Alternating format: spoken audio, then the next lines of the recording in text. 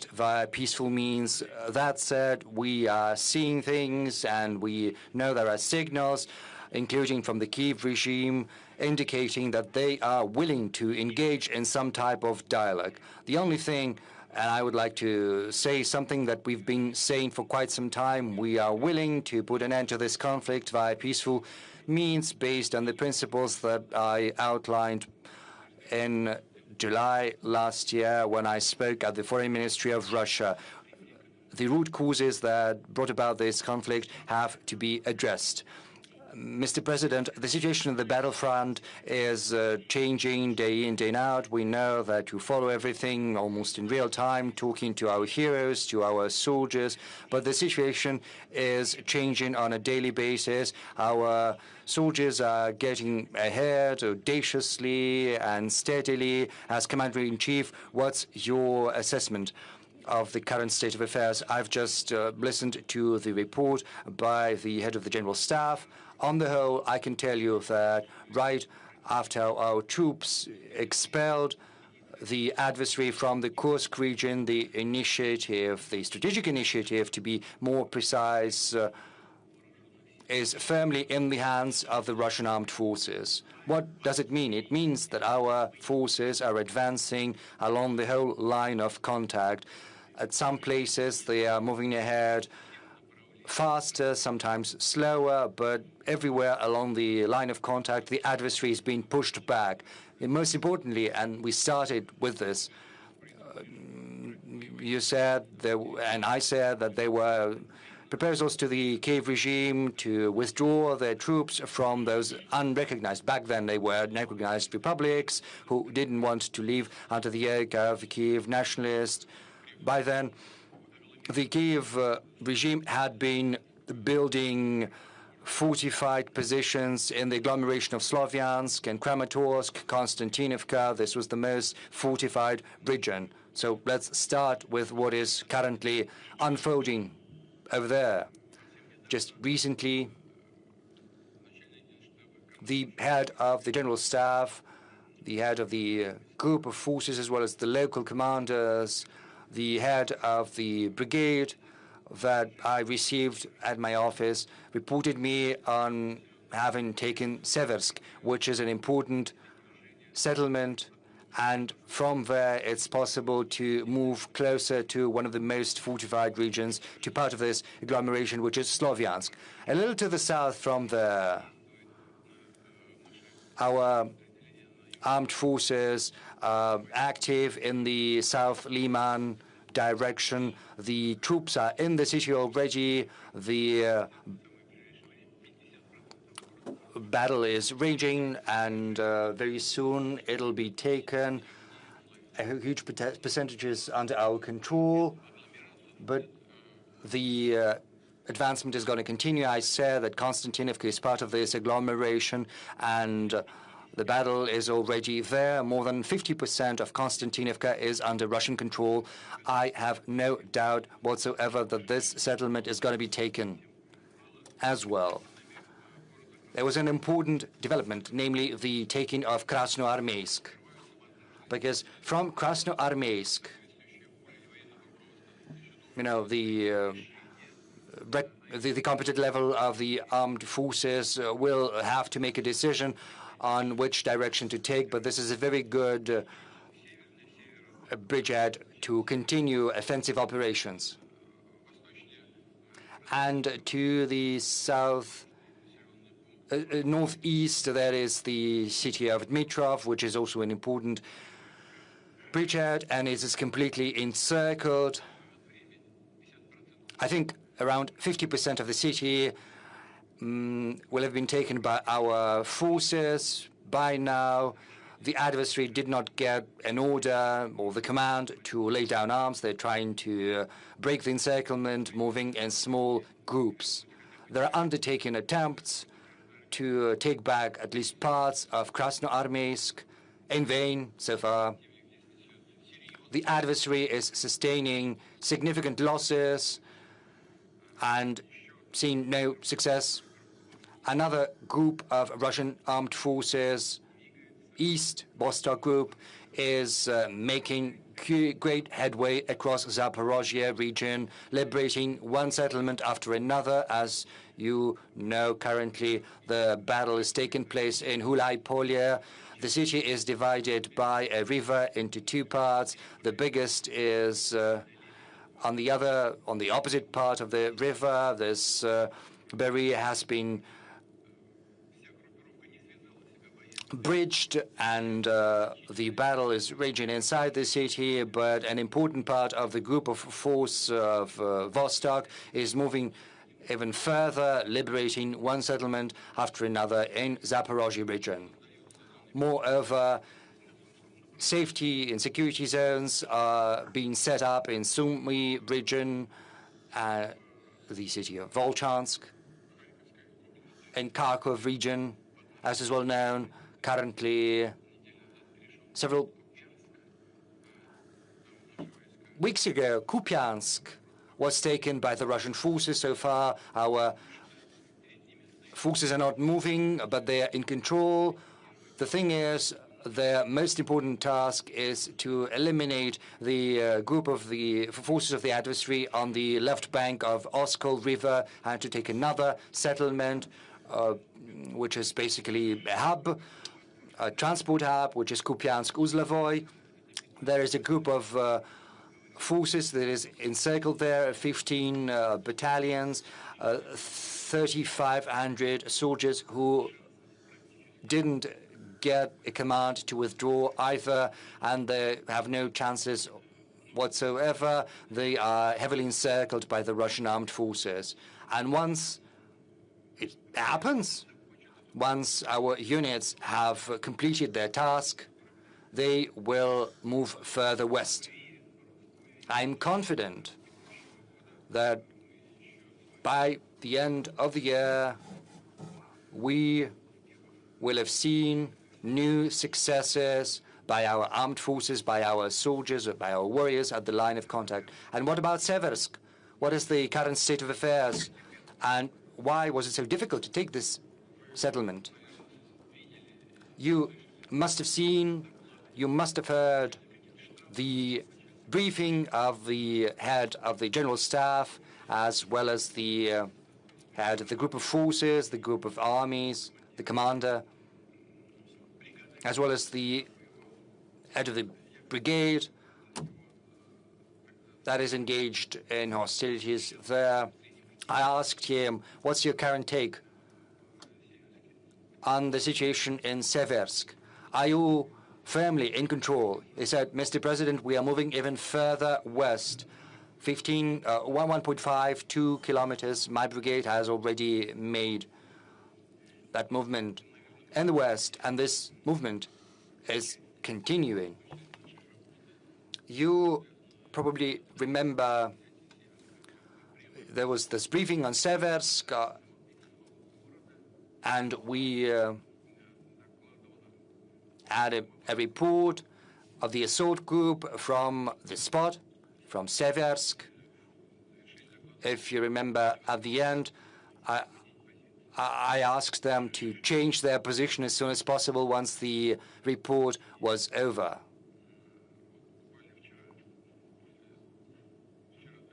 And I think it was yesterday, because time is flying by. We had a meeting at the Ministry of Defense, and once the collegium was over, there was an award ceremony for our warriors. Was it yesterday or the day before yesterday? Yeah, there was an award ceremony for those who participated in the liberation of Seversk, and once that was over, I went back to the Kremlin, to my office, and I asked the head of the assault group to come by, see me, because I wanted to talk to him about the current agenda. I do that from time to time when an opportunity presents itself. And we also had a meeting on the preparations for today's event, and it came straight to the room of the Security Council, and I asked him to say a couple of words so that every colleague can hear what's the current state of affairs in Seversk, how it happened, and he started recounting, just a couple of words, very briefly. And once he went away, colleagues asked whether we could invite him to the direct line. I said, well, you can ask him, but his leave is not that long, so, we phoned him, and he's here. He agreed. Naran Alexeyevich. There he is. Naran, is that correct? Yes, please, be seated. Take your seat, yeah. Am I correct? Is this how this happened? Yes. If you've got any questions about what is happening in Seversk and how the liberation took place, you can ask him directly. I think it's going to be better. Let's give a round of applause to a hero of Russia. Let's welcome him.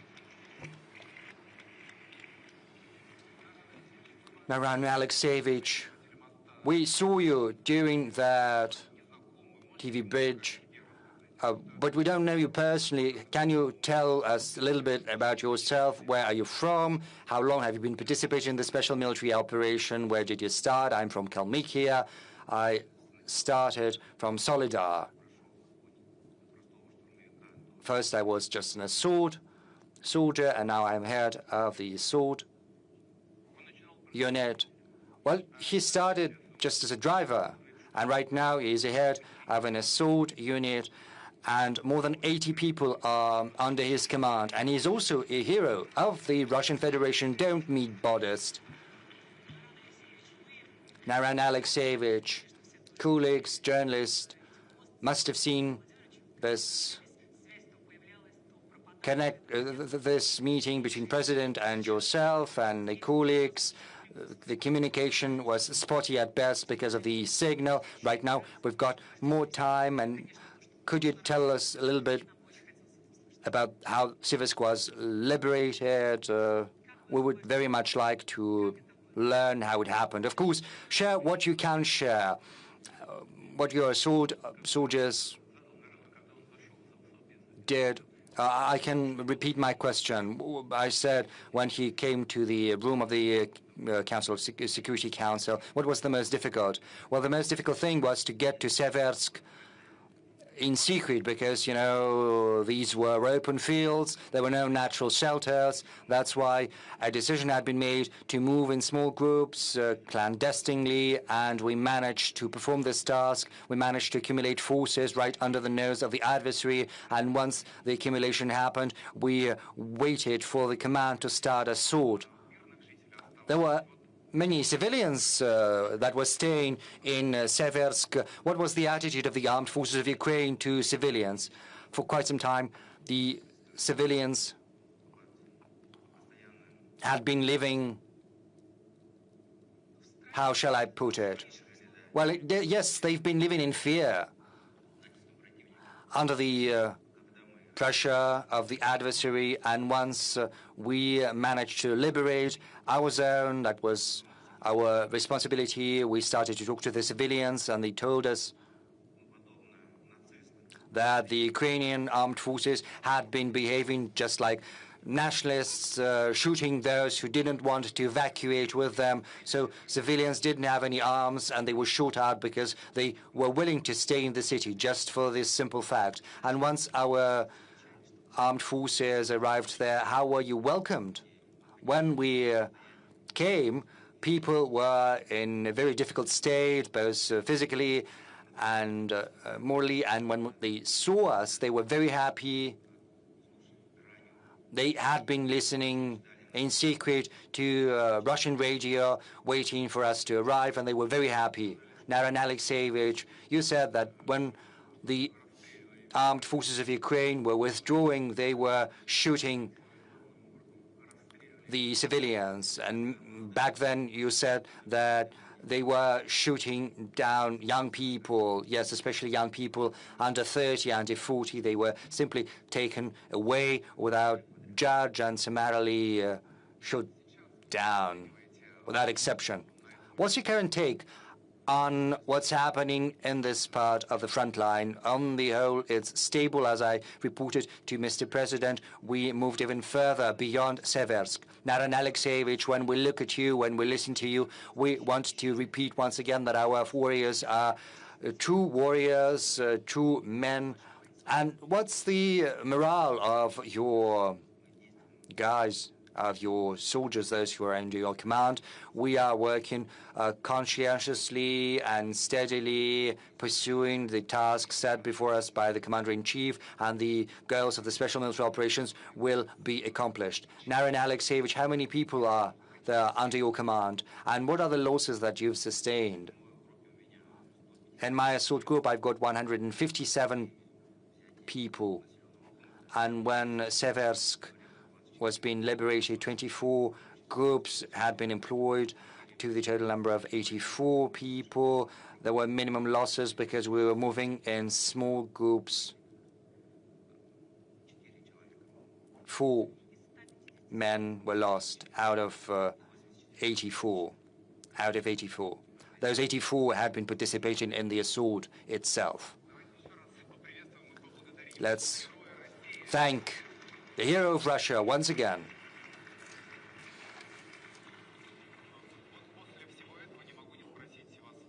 Now that we've listened to all of that, I would like to ask you, just a week ago, Zelensky allegedly made a video next to the steel, there is a column next to Kupiansk. Many thought it was a fake video. Is that a fake? How Zelensky decided to publish that at such an important, crucial moment?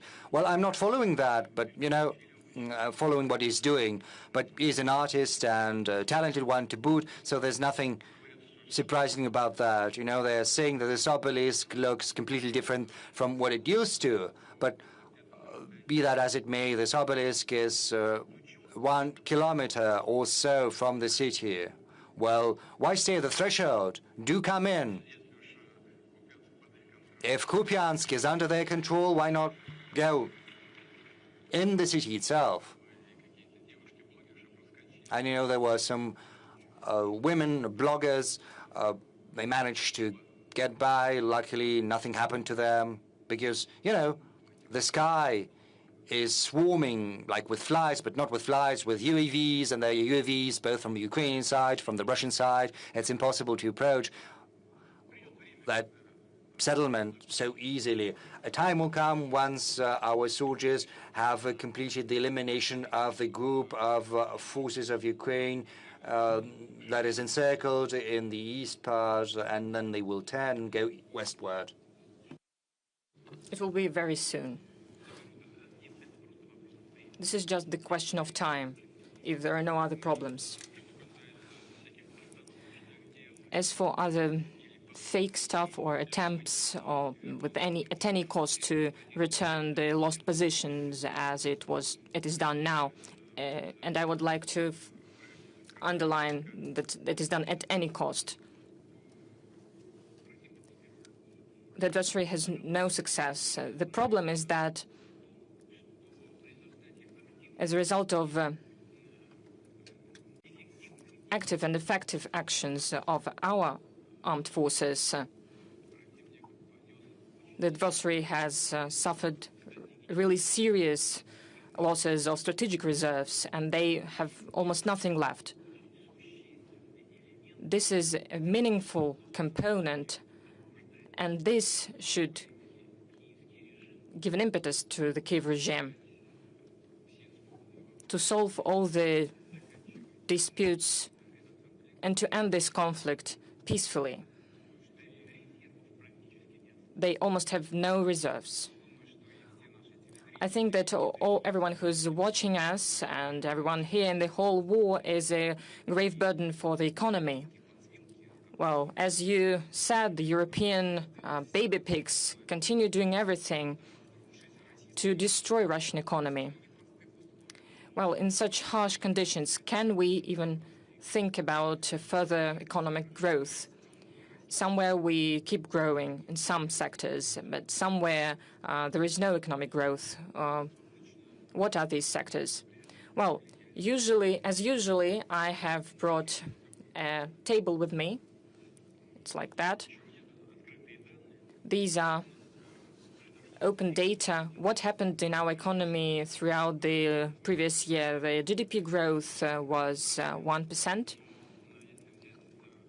But if we take 3 previous years, this is also a correct indicator. The common growth was 9.7%. At the same time, the EU growth was 3.1%. As for the 1% growth this year, these were conscious actions of the government and the central bank and the whole government of our country regarding the targeting inflation. We need to point out that in general, we managed to solve this task. We had a goal to decrease the inflation up to 6%, but by the end of the year, it will be less than 6%, 5.7, 5.8%. But the decrease of the economic growth rate, this is the cost of preserving the quality of the economy, of the macroeconomic indicators. Let's go forward. The industrial production increased by 1%. Manufacturing industry increased 3.1%. As for the agricultural produce, it increased 3.3%. An important question is housing construction. Millions of square kilometers were constructed. Last year it was 107.8. This year the indicator is lower, but it is also good. 103, 105 square kilometers. Million of square meters. We manage to preserve a very good indicator of real salaries. They're not as high as last year, but still, I think the indicator is very good. The real salaries, without inflation, is going to be 4.5%. Unfortunately, we must be honest, throughout this period of time, the growth of labor productivity is going to be very modest, 1.1%. And we need to change that, of course, in order to increase labor productivity. As for unemployment level, last year I said it was record low historically. It was 2.5%. This year it is even lower, 2.2%. In general, these are very good indicators. International reserves of the central bank are growing. I have just spoken to the governor of the central bank, like just several days ago, $741.5 billion US. As for the budget deficit, budget of the federal budget, 2.6%. Next year, we think that it's going to be 1.6%. As for the 3 years period, it should be around 1.5%. This is a very good indicator regarding our state debt. It's one of the lowest among the developed companies. We have we have spoken with our colleagues. It is 7.7%, and in the next 3 years, it will not be more than 20%. Well, these are the indicators. What is more important, the principal thing is that we have to thank the government for the hard work they have implemented. They managed to balance the budget. The quality of this balancing is of the level of 2021. This is a very important indicator of stability of the economy and financial system of our country. It means that we will be able to fully implement the issues regarding the social obligations to the population, also solve development issues regarding national projects. We will reach technological development goals, as well as, without any doubt, we will ensure the necessities of the armed forces. And all of this combined speaks about the stability of the economy and financial system, which is absolutely under the control of the government and the central bank. Well, the journalists would like also to ask their question. Our format is combined. This is a direct line in the big press conference. So let us start, give the floor to the journalists. Let's start with the center, Siberia. Let's start with Siberia, please.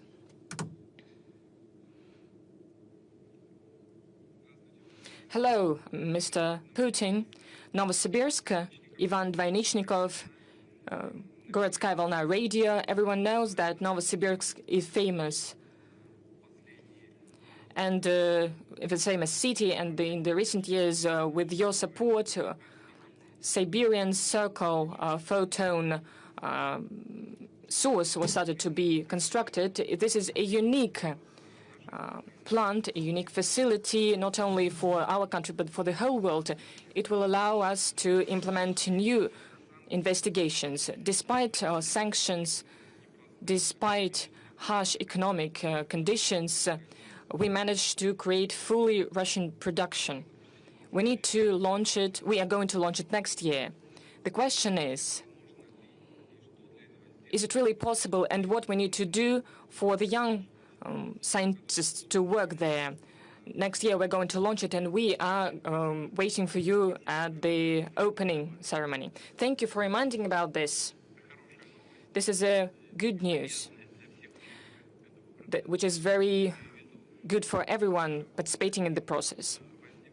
This topic appeared during the Council on Science at the auspices of the President of Russia, which was in 2018. The colleagues from the Siberian Institute of Science, the Institute of Nuclear Physics, spoke about the necessity of creating such accelerator. Truly, we had some problems, slowdowns because of sanctions, but we managed to complete this work. This is great, and I would like to thank everyone who had to do anything with this project, and I would like to congratulate you on that. This is truly a success. Well, the same thing goes for the Kurchatov Institute here in Moscow, but this is the second stage facility. A lot has to be changed. We are planning to do that. At the same time, we're going to create the same facility in Vladivostok and in other cities as well. We are going to work on that. As for your facility, SKIF, this is a great success, because it gives an opportunity not only to have investigation of a fundamental nature, but also of an applied nature. This is truly important, because this will give an opportunity to work in the sphere of pharmaceuticals and new materials, and so on and so forth. But how to keep young experts?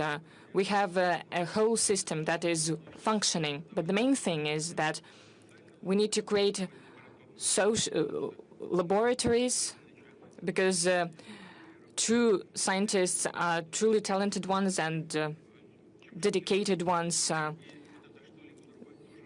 and they also, but social aspects are also very important. The salaries, the conditions for living there, and all of this is what we're going to work on in the future. This is one of our goals. We have a grant system for this and mega grants. We know the scientists that are called mega granters. These are the scientists receiving such mega grants. We have raised this issue at one of the meetings with them. So we need to create conditions so that young experts would keep working there. We need to create a horizon for them to be seen, the horizon of investigation, not for 2, 3 years, but for 5 years or more. And we have already done this, and this allows us to prevent the outflow of stuff. Many people come back. I have personally spoken to such scientists. These are young experts that used to work abroad, but they come back to Russia, to the native land. And our so-called Western colleagues help us very much in this. Why they come back? First of all, there are great laboratories, great opportunities, but one of the main causes is that they are really concerned about their kids, because it is impossible to send kids to the schools in those countries. Well, we have protection of traditional values on the agenda.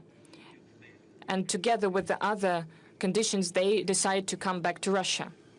And there are more and more such people. Well, we'll keep working on all of these tracks. I'll try to come to visit. Let's give 2 more opportunities, or a couple of opportunities to the journalists. Please don't shout. Well, I have the patriarch of the Kremlin pool, Alexander Gamov, please. Alexander, if you have a question, you haven't raised your hand. Yes, please. Thank you very much. Alexander Gamov, radio and newspaper Komsomolskaya Pravda. Mr. Putin, this year Komsomolskaya Pravda celebrates 100 years since the publication of the first newspaper. We have received an order of valiant labors. Thank you for this high praise. We would like to thank you. I would like to remind that the first direct line was hosted by us. But, well, I have a question from our newspaper. I would like to know how now is developing or implementing the program of the Time of Heroes. You were the initiator of this program. Do you follow this project? How people participating in this program cope with their work? Those people who are now working as the leaders of regions, how justified is this program, and how long we're going to have this program? What other postings we're going to see? Thank you. You know, first of all, let's remember the participants of the Great Patriotic War. Those who were fighting in the fronts of the Great Patriotic War came back. They reached great results in culture, in science, and education. When I went to university, I had teachers who were participating in the Great Patriotic War. We respected them greatly. There was those who were gravely injured. I had a teacher who didn't have a leg and he had a prosthesis, but he was an excellent expert in his sphere. We all remember him with gratitude. And we remember the knowledge that he gave us. Let's remember Mr. Nikulin. And there are so many scientists who excelled in their spheres and truly truly were important for the development of our country. And the participants of the special military operation. Let's take Narina Alexeyevich. I couldn't recognize him really because the hall is very big. But he was given a mic, and there is a camera, people knowing what they're doing. But when he entered the Security Council in Kremlin, he spoke there, and everyone was looking at him very carefully. There is great potential that the guys from the special military operation have. But this is one thing to fight, and there is other thing to be a leader of a team or be a head of a big company or a region or a ministry. You need a talent for that. Of course, there are hundreds of thousands of soldiers in the special military operations zone. Not everyone wants to have such a career, civil career, but those who want and those who have potential, who have education, experience, are ready to receive it. It means that the government must do everything to give such opportunities to these people that are truly ready to fight for the interests of their own country. I've already explained how this idea appeared. I met young people, students. I looked at them. I looked at how they were communicating their ideas. What were their goals? What are the promising goals for the country, by their opinion? So when I listened to them, I had this idea. It's important to give opportunity to such people, such young people, to stimulate them. Of course, we need to prepare them, to train them, without any doubt. That is why we started this program. I thank the heads of the regions of the Russian Federation for promoting this program regionally. And it is truly functioning, and I'm truly glad for the people who participated in the first stage and the second stage. Some of them have become governors, vice ministers. They work in our biggest companies. Several people work in the presidential administration, and they are truly successful. Of course, there are some difficulties. Some of them may try to work in some other sphere, but the program itself is functioning successfully. Mr. Putin, colleagues, there is a very important piece of news from Brussels. There was the failure. It was a real failure to take their assets. They cannot steal them, but they're trying. But still, they cannot do this. Well, stealing is not really correct definition for that. Stealing, this is when someone is doing it secretly, and they are doing it openly. This is a robbery. This is a robbery. Why they fail to do this? Why they fail to implement this robbery? Because the consequences can be really harsh for the robbers. Why is that? It's really hard to do that, because they declare that they're not going to rob it, to take it. The idea is to make a credit using our assets. But you cannot just give out a loan. This will make consequences for the budget of a country, and it increases the budget debt of every country. If someone gives a loan, even secured by our foreign assets, it must be reflected in the budget of a country that does it.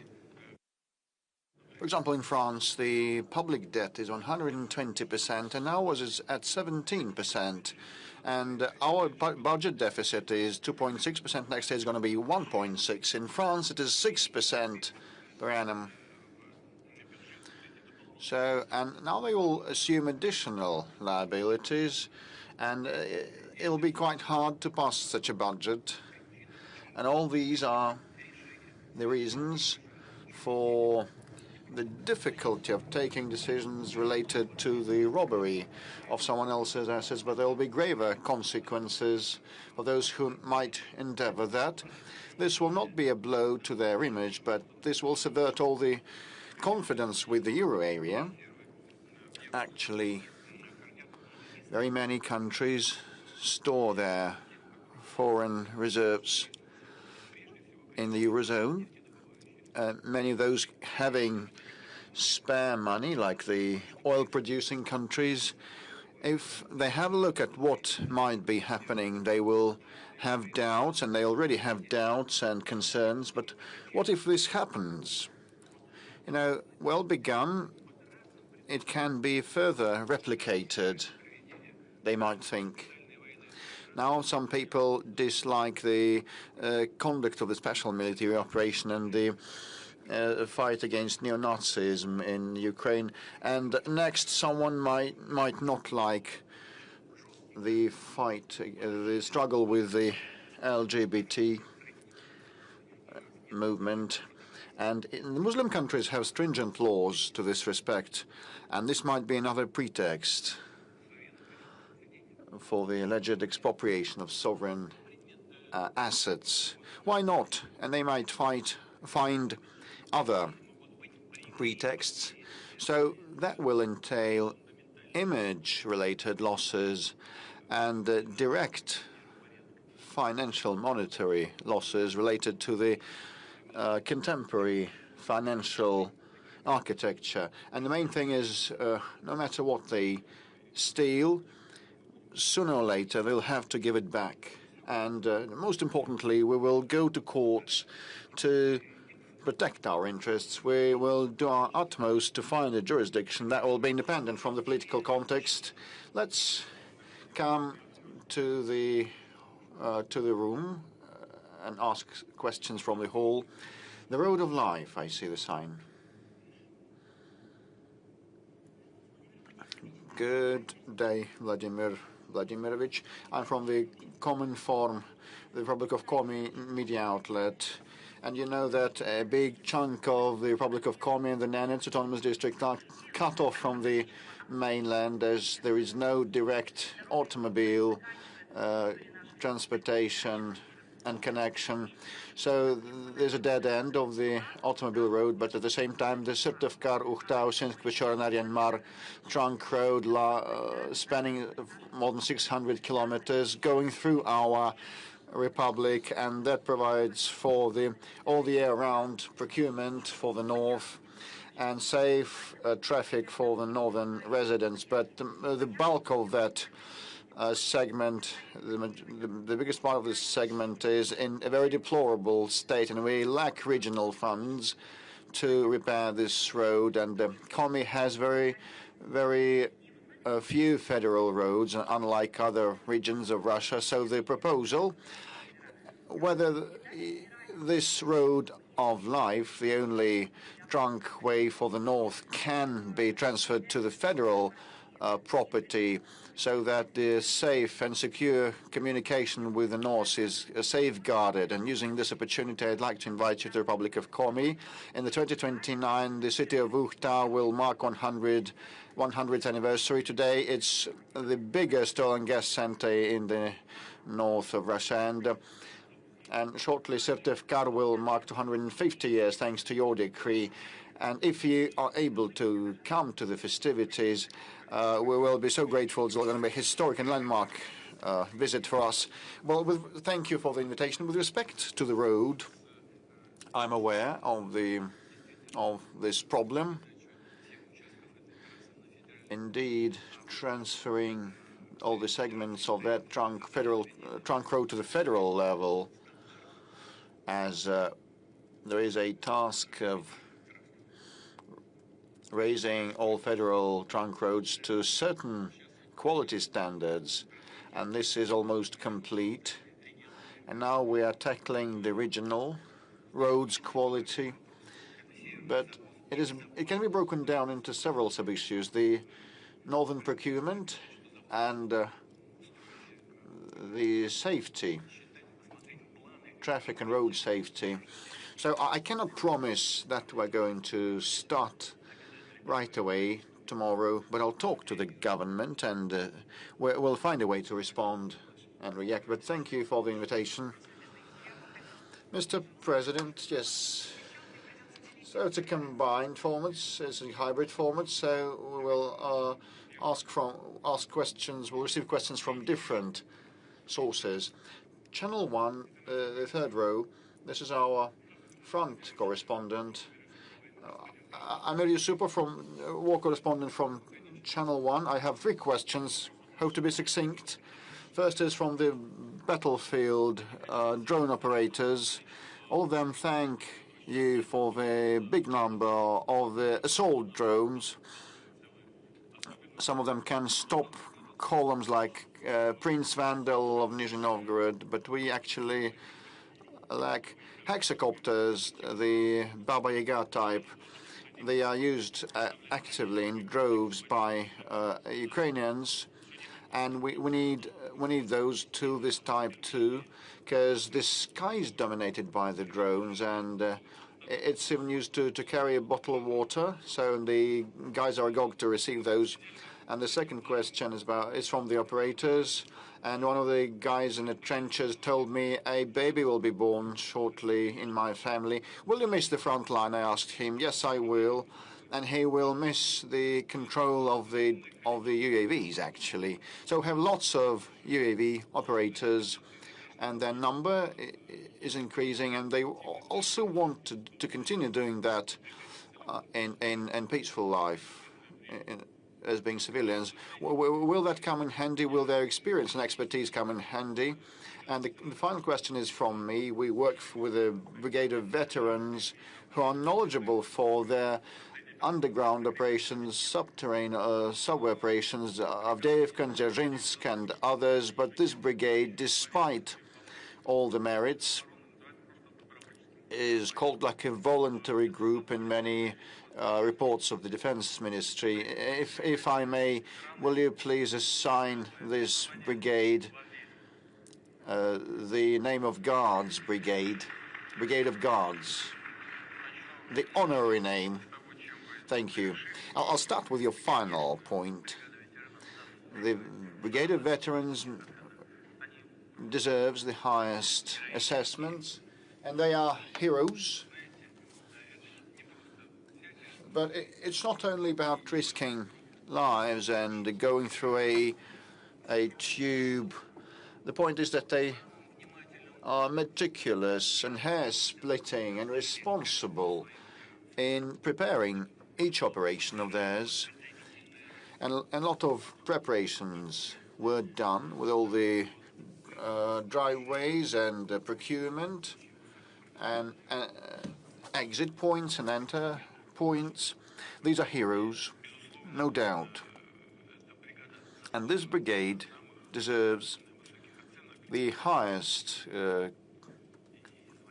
assessments, and it should be granted the name of a Guards Brigade. I agree with you.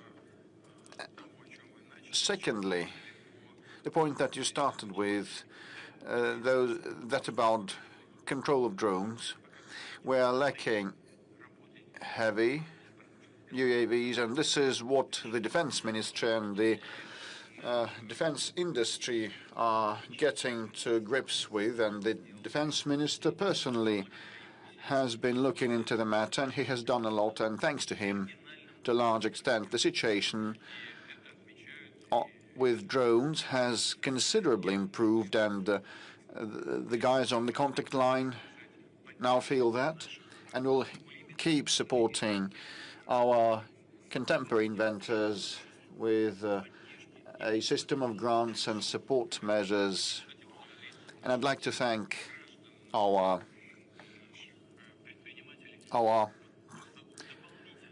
caring people and entrepreneurs. They have collected 83 billion rubles of donations, and that was spent on different things, but to a large extent on drones. I must say directly and frankly, one shouldn't shy that. We have become leaders. We still lack those heavy drones like Baba Yaga type, but with respect to the number of drones, we are ahead of our adversary on all the segments of the front line. This is an obvious fact, a hard fact. Now, with respect to the civil life application, in order to confirm this leadership, well, this can be confirmed actually only if those items used in fighting will be applied in civilian, in peaceful life, and it will also be used in. There will be the dual use of these items to improve the combat efficiency of our country, and all the delivery of mail and medicines and food will be conducted with the help of UAVs like the airplane type or small copters, air-based ones.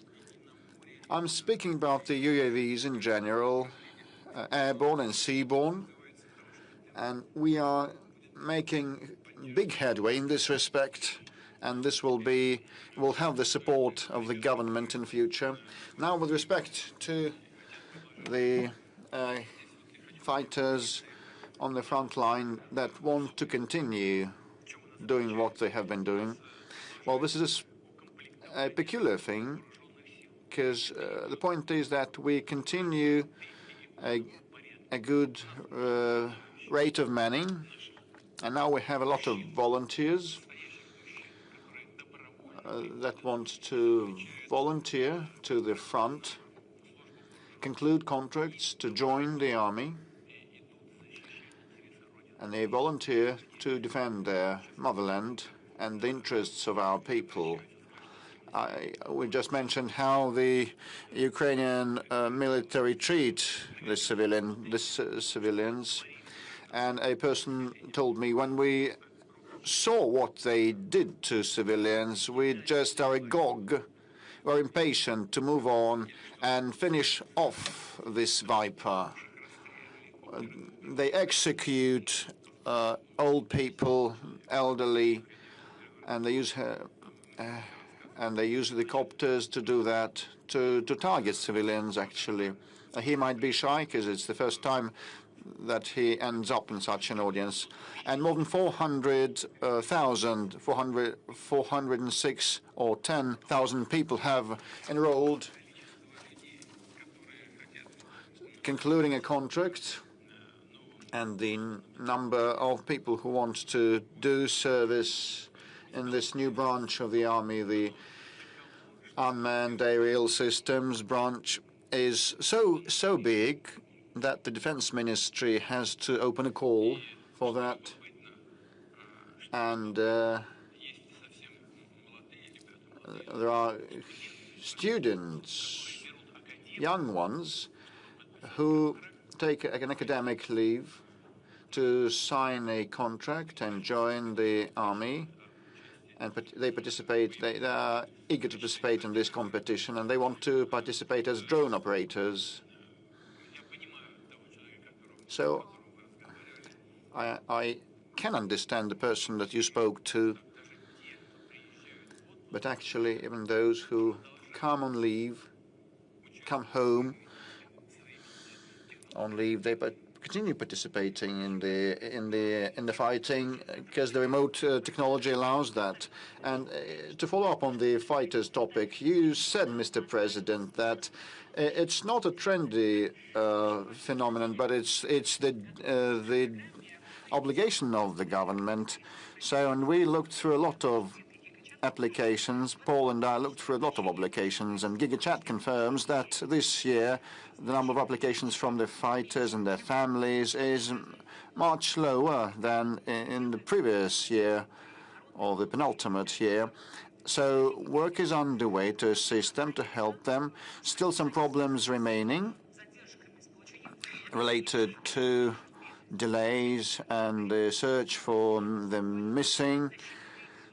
Still a lot is done just in a matter of days. For example, Alexei Gushin from the Lov region wrote to us he was gravely wounded 2 years ago, and he wasn't able to receive a payout of 3 million because not all the documents were available. And finally, the amount was accrued, and one of these days he's to receive the full amount. And the mother of a fallen hero, Lyudmila Orlova from Beloretsk, said that her son lost his life last year and was posthumously decorated with a medal, but she could not receive this medal. And finally, the volunteers looked into the matter, and now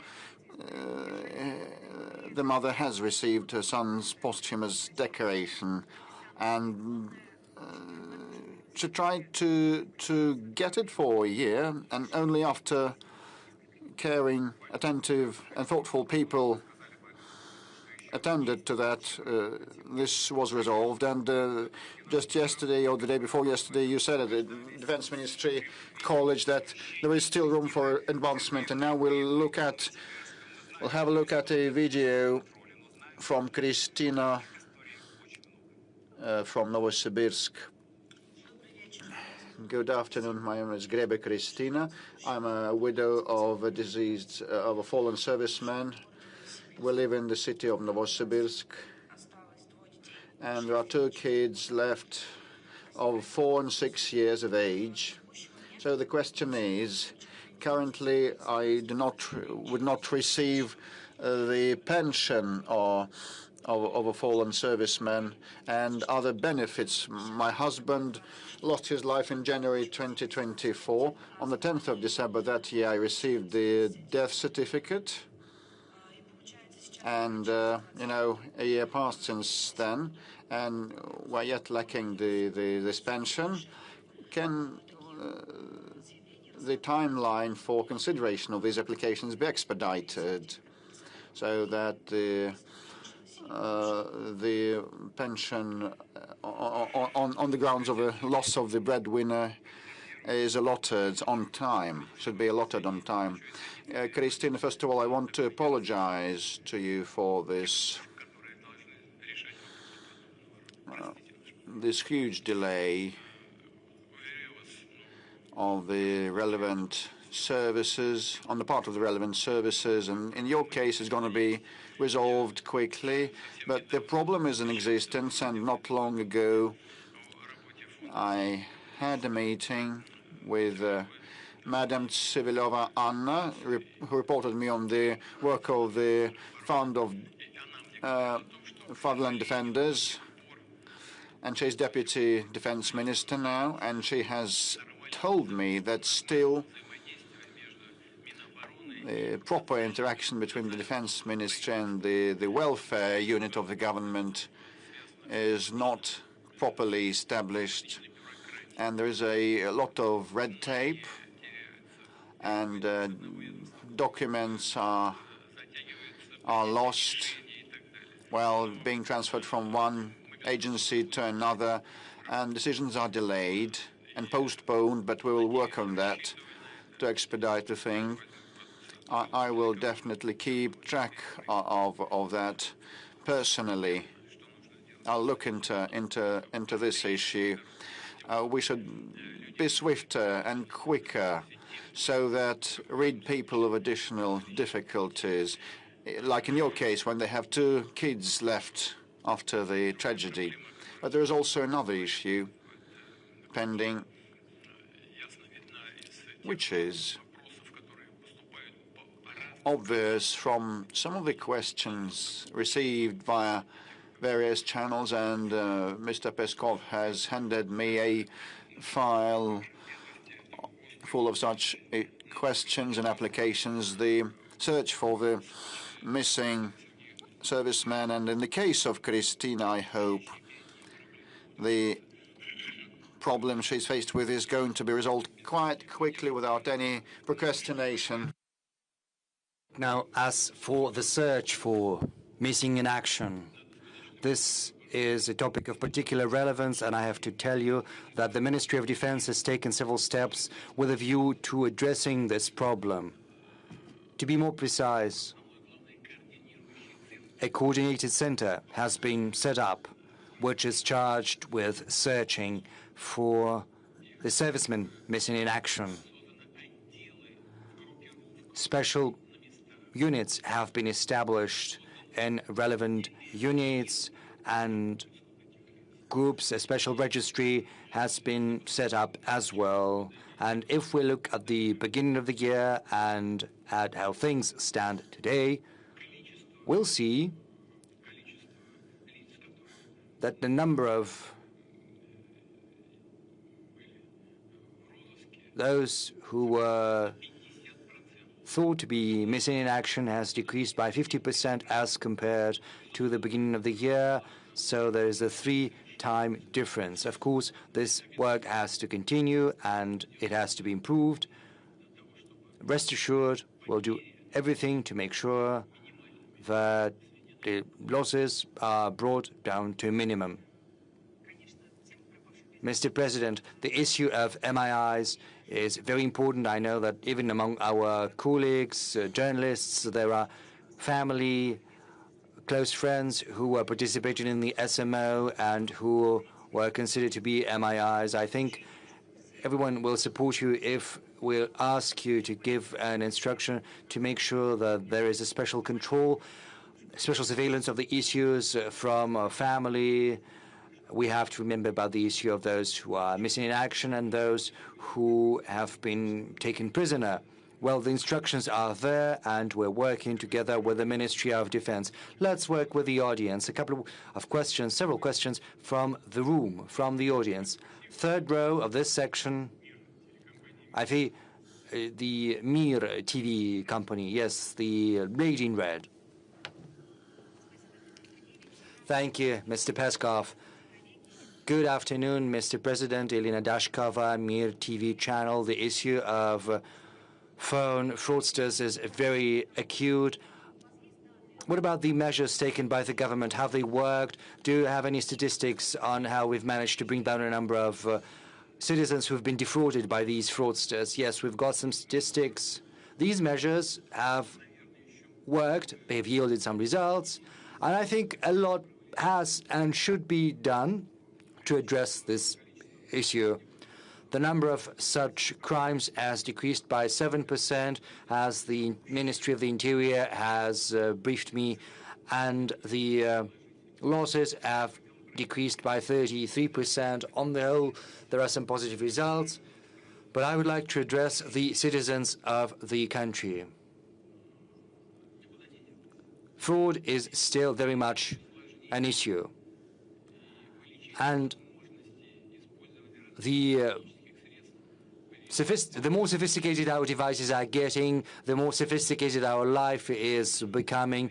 Fraudsters are becoming increasingly sophisticated in their turn in the ways they use to defraud the citizens and to swindle them and take their money. So whoever talks to you, whoever is calling you, and given the AI capabilities, if someone starts talking to you about money, about property, just put down the phone.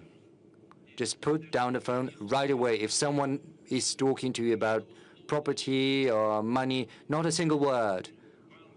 If banks, or there's someone personally, if you want to address an issue, just go in person, see someone from the bank.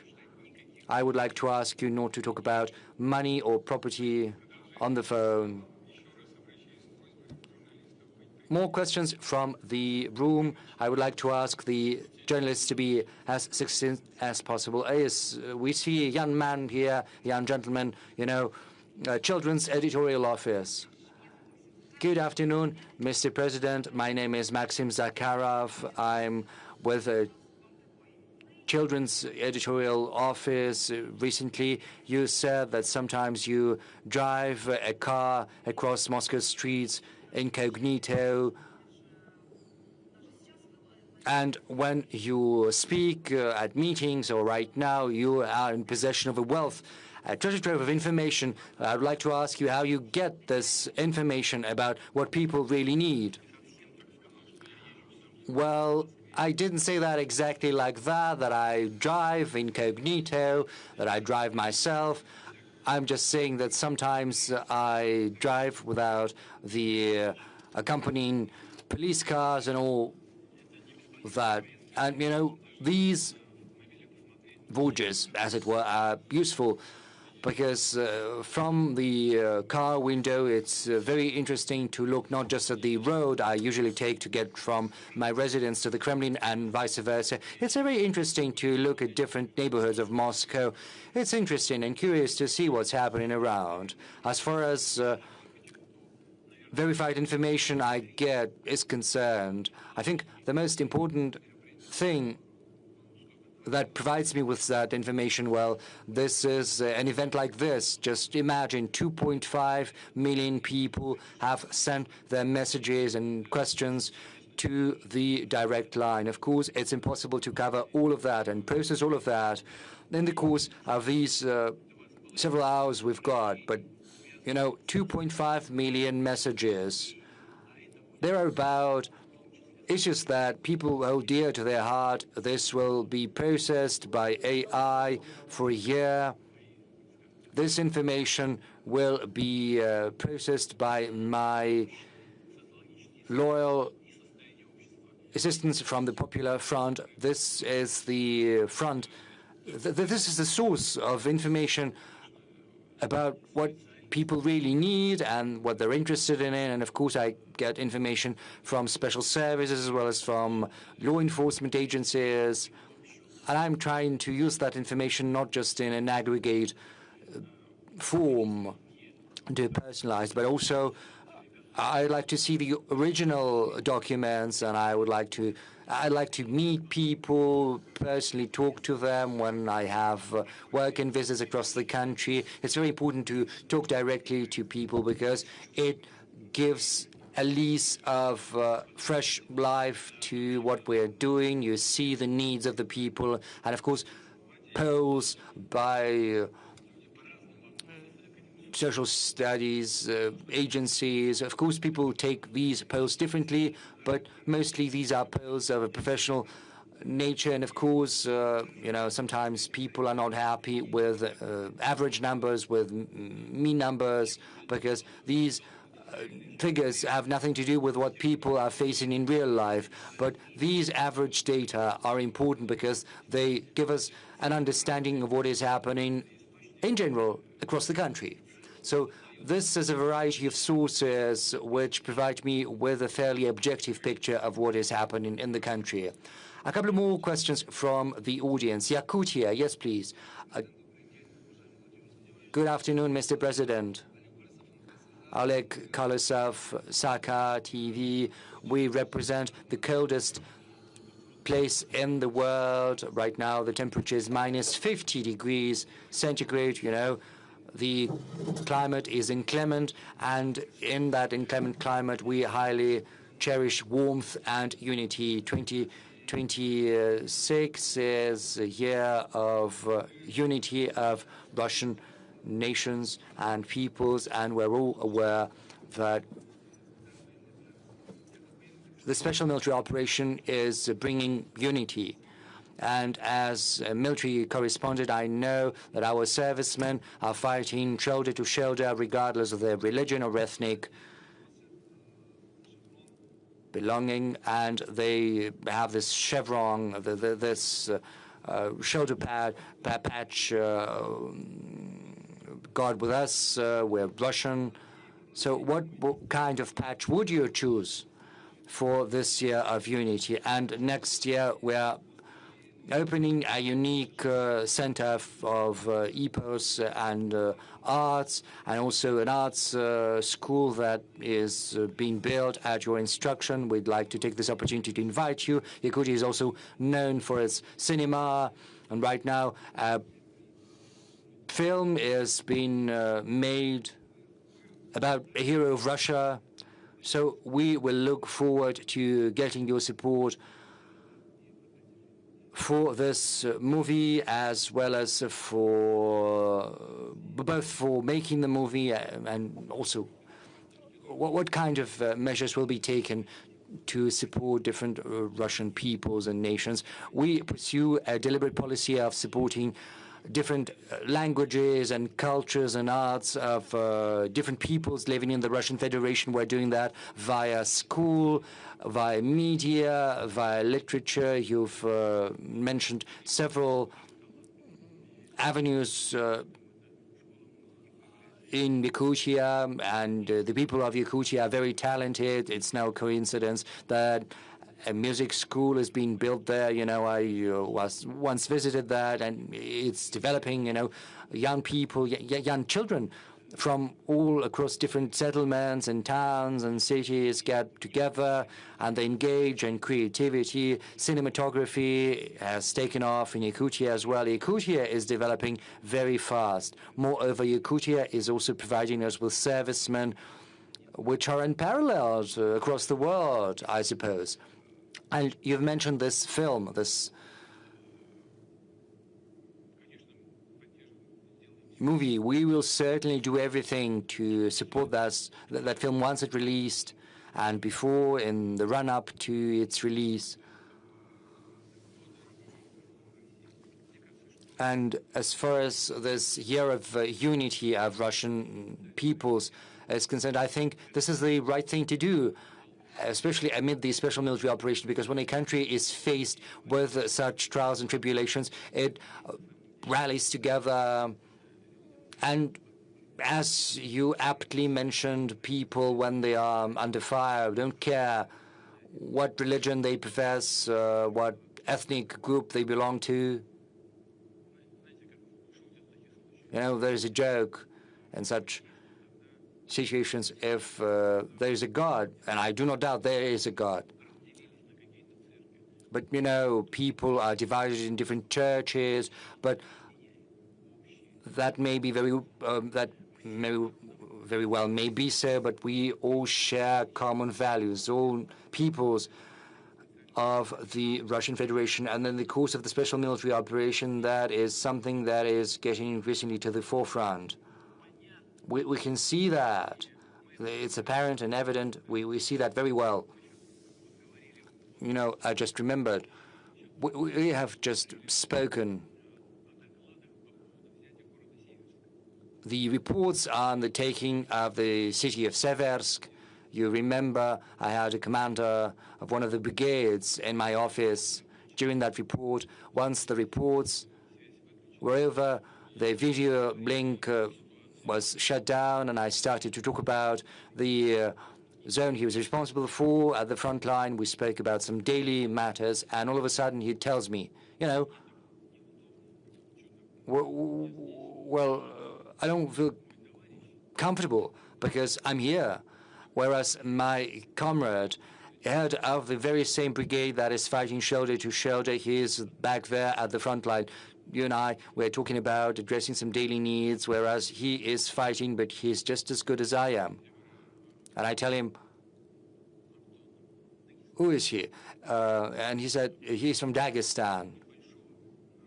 He's from a small ethnic group in Dagestan. He's a genuine warrior, a Russian patriot, as well as a brilliant commander. And I said, you know, it's impossible for everyone to be here. You are here because that the commander of the group of armies has decided, but someone needs to stay at the front line. But I say, let's try to give him a call. I took up the phone, and via military connection, we managed to find that second commander of the brigade. He had spoken about. He was at the command point on site. We spoke, and then I passed the phone to the commander of the brigade, who was with me in the office. And you know what's interesting? Among men, there's this cool, you know, when they call one another. But, you know, when real officer says that, it's really something special. He says, hi, brother. Yes, men do call that one another, but, you know, when real military commanders say that, this is testimony to the unity of the peoples, nations of the Russian Federation, who will do everything in our power to strengthen this process and to push it forward. Thank you. Another question from the audience before we get back to our moderators. First row, the blue jacket. Yes, please. Introduce yourself. Vladimir Sarokov, good afternoon. RBC Radio next year ushers in many changes in taxation with a view to mobilizing budget revenue. What's the financial effect you're expecting, and will you relax these restrictions and tightenings once the situation gets better? Yes, this is a very acute issue. We've been discussing it at the government and also at the president's office. And as I said, the most honest way out is an increase of the VAT. Is that what you're asking about? Well, the goals, the objectives are very simple. Our task is to secure a well-balanced budget. On the whole, we've managed to accomplish that task. I've spoken about that to a certain degree thanks to this decision we've taken. As far as that is concerned, there is a number of issues to be addressed. The government needs to pay attention to that, and we spoke about that on multiple occasions. When the tax burden goes up, a temptation arises to avoid paying that tax. In the past, this task was very much widespread. Right now, it's becoming increasingly relevant. We need to dismantle the shadow economy and make sure no one is trying to hide their income from tax. And when taxes go up, we have to make sure that this does not stay on paper. It has to translate into real increases for the budget revenues. I take your hint. Is that going to be forever? No, certainly not. The end goal is to decrease the tax burden in the future, and the government assumes that this is where we're going in the end, and this is what I'm looking forward to. There is a surge of issues from self-employed, from individual entrepreneurs, because there are millions of those in Russia, and changes to taxation are a source of concern for many. We have a question from Denis Maximov from Lubertsy. Let's give him a call via video link. Denis Vladimirovich, if you can hear us, please ask your question. You know, when the prices on fish will be regulated by the government, and when will those be accessible, affordable to the population? You know, price regulation, it's very dangerous, because once we start doing that, the goods will start disappearing from the shelves. In a market economy, this is the result you get very often. Yes, there are certain spheres where regulation is required, is needed. As far as essential medicines are concerned, there is a certain ceiling you cannot go beyond. But if these are regular goods, you know, it's tricky regulating the price on those goods. But you are correct in that fish on the table of Russian citizens is missing. There are certain norms, and so far we are lagging behind those norms. But we have to go a different way about that. We need to improve the logistics. We have to make sure that the fish produce from the Russian Middle East can get as affordably as possible on the table of consumers in the European part of Russia. Transport capabilities have to be enhanced. We also have to address that via taxation. We have to create an environment to make sure that we continue building new fishing vessels. There are many issues that have to be addressed and that have to bring about the result we desire. Please, if you hear us, ask a question. Hello, Mr. Putin. Hello. My name is Maximov Denis Vladimirovich from Liberty district, Kraskova. We have a family business. It's a bakery. For 8 years, we have a very convenient patent system for taxation. Since the new year, we'll have to pay an income tax and we'll have to pay the VAT. That is why we need an accountant, and this will be additional costs for us. We understand that our country is in a difficult situation. We understand that the increase of taxation is necessary, but I think it would be more useful for the state and for us individual entrepreneurs to increase our payments 2, 3, 5 times. It would depend on the volume of our produce. Well, the situation is difficult. We are not optimistic about the future. Some enterprises will close, some will go into the shadow economy. What can be done about the legislation? Well, this is your bakery behind you. Yes, it is. Mashinka, was it called in honor of someone? This is my eldest daughter. What are you baking there? Is it delicious? Well, I hope so. I hope so. Well, Denis Vladimirovich, regarding the essence of your question, first of all, there was a forum of benefits for the small and enterprises, what was registered by the government, what was done by the government, especially it regards the trade business and the individual entrepreneurship, small enterprises. The processes started.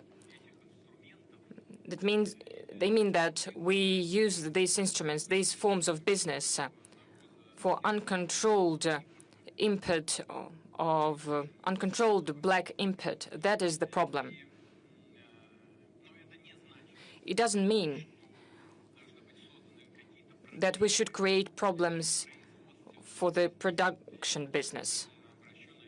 I'll pay attention to that, and I'll make the government pay attention to that and the relevant governmental structures. As for the accounting, please do pay attention to the fact that it will not be necessarily compulsory to spend additional money for accounting. Big financial institutions provide different services, banking and accounting services. You could ask, for instance, a Sberbank. They can help you with that. And this will not bring additional costs for your business. It will not bring any additional financial burden for you. But you are right that the production business with the transfer to the new taxation should not suffer. And I promise you that the government is going to face this issue. But anyway, I wish you success. Success to your Mashinka, to your daughter, and to your business that has such a beautiful name. Well, maybe you can send us something delicious. With pleasure. On my side, I will work with the government regarding the support of your business and other businesses alike. Thank you. By the way, an important piece of news, central bank reduced the key interest rate down to 16%. So we are moving forward. You know, the central bank is always under pressure. There are many disputes about the key interest rate. The difference between the inflation rate, by the end of the year, it will be less than 6%, 5.7, 5.8, maybe 5.6. And the key interest rate is at the level of 16%. The expert expected a possible decrease by 1%, but by the law, the Bank of Russia is independent. And I try not to interfere into the decisions that they're making. I try to make everything so that they were not influenced from other institutions. But the Bank of Russia does everything necessary, and they're very responsible in their work. In the end of the last year and the beginning of this year, we spoke to the governor of the central government, to the economic bloc of the government. We said that it is necessary to target the inflation and to make the necessary decisions so that the macroeconomy of Russia would be healthy, would be solid, so that the economy of the country had a solid foundation. The difference between the real inflation and the key interest rate is one of the lines of criticisms against the central bank. What is the problem? In reality, there are many problems. One of them is that, as I have already said, I have mentioned it, If not, I will say it now. One of the problems of today is the reduction of the investment activity. During the first 3 quarters of this year, minus 3.1%. But the Bank of Russia registers a little decrease. But the activity, serious continuity, continues in the credit sphere. The number of credits that is being provided is almost not reducing, not significantly. This is the merit of the central bank. That is why it is necessary to be really careful and cautious, so not to avoid the surge of inflation. So it would not be necessary to take any steps backwards. So the worst thing are the fluctuations, and the Bank of Russia strives to reach stability in this sphere, which is of paramount importance, and we have to agree with that. Well, the decrease of 0.5% or more, well, I'm not going to give any evaluations at the expert level. There are really good experts that will give their evaluations. But the reaction of the real economy sector, well, will be very well expected. Well, I know what it could be. According to the official data, official inflation is one thing, but the real inflation is different. We receive many questions about this. We ourselves go to shops and we see how expensive everything is. Well, the average inflation is around 6%. Everything is getting more expensive and prices are growing very fast. Well, Maxim Chubayev from Samara region asks why everything is so expensive. Even poultry increased. The price of poultry increased. I have a 50,000 ruble salary and I cannot satisfy the necessities of my family. I cannot feed them. We receive different questions from the Rostov region, for instance. A kid is asking a question. He's asking why the prices for bakery is increasing and the salaries of my parents not.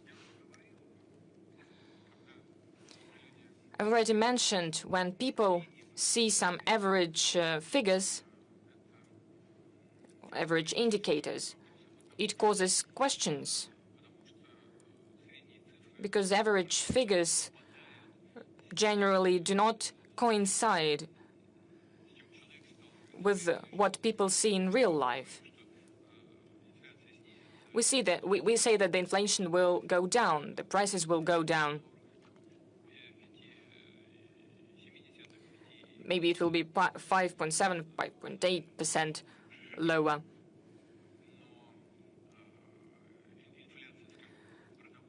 But the food inflation, for instance, can be even higher, and it is higher.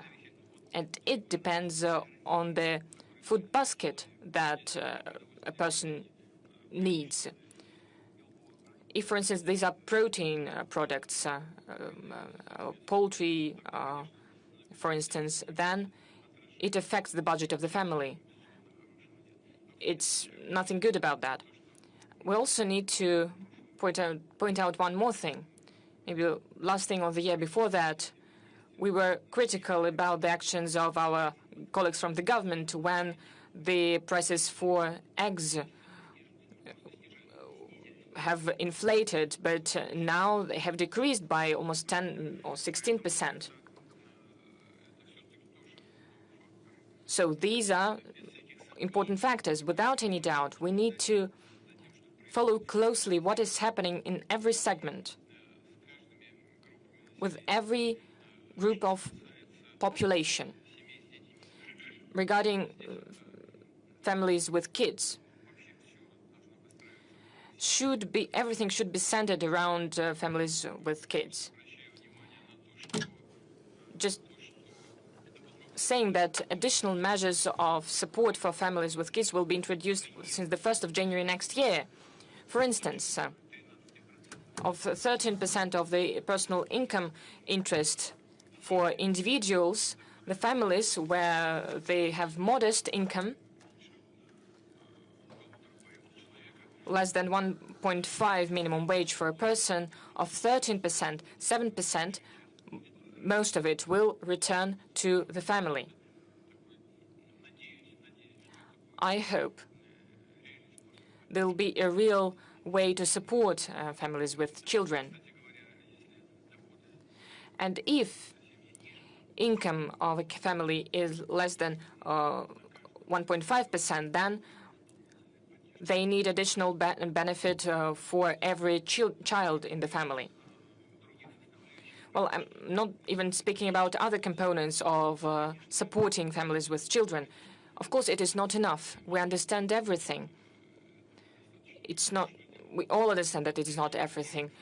But what can we do? We will keep improving this system because the policy of the state on the federal and regional levels should focus on that. And of course, we'll try to increase the level of salaries so that the income, especially the income of families with children, would not decrease.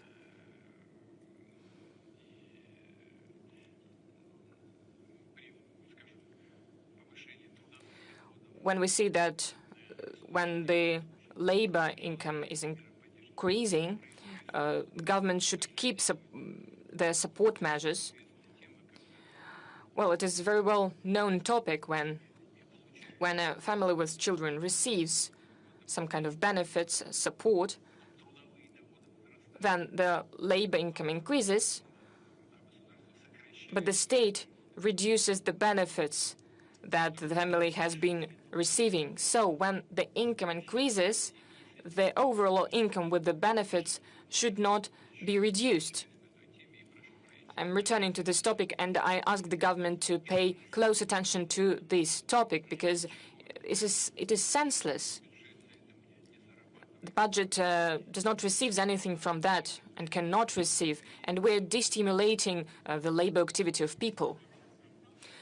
Let's return to the audience. So let's give the floor to several people. Well, this sector, we haven't asked anyone from that sector. Two men, please. Hello, Kristina Smirnova, Tumenska Vremya TV channel. Two men. I have a question about an unusual facility, 3i Atlas, that is now approaching us. And today, on the 19th of December, well, maybe it's a ship with an engine, maybe just a comet. Well, it will approach Earth. Well, the question is, what the special services tell you? Is it truly an artificial object? There are many theories about that. Tumen is the thermal capital of any of our country. If these are, we're ready to receive any guests, but these are guests from the space. Well, we're not sure about that. So this is the first time we are summarizing all the results on Friday. So, Mr. Putin, if you know about the existence of aliens, please blink an eye. Well, Christina, you said was your name. Well, what I'm going to say, but it should be strictly between us. This is secret information. This is our secret weapon, but we will use it only in a truly critical situation because we are against any weapons being deployed in space. Our scientists know what is happening. This is a comet from another galaxy. That is why it behaves differently compared to the comets from our galaxy. It has a different surface. That is why when it is closer to Sun, there are different processes happening on it. As well as regarding the tail of this comet, it has a different appearance. It's quite big, from 2 to 6 kilometers. Well, let's see. The moon east from us on the distance of 300,000 kilometers. And this object is 100 and hundreds of millions kilometers away from us. So we will send it to Jupiter. And in the beginning of the next year, this comet will go out of the solar system. Thank you. So you're not going to blink your eyes. So no. Please, Belarus.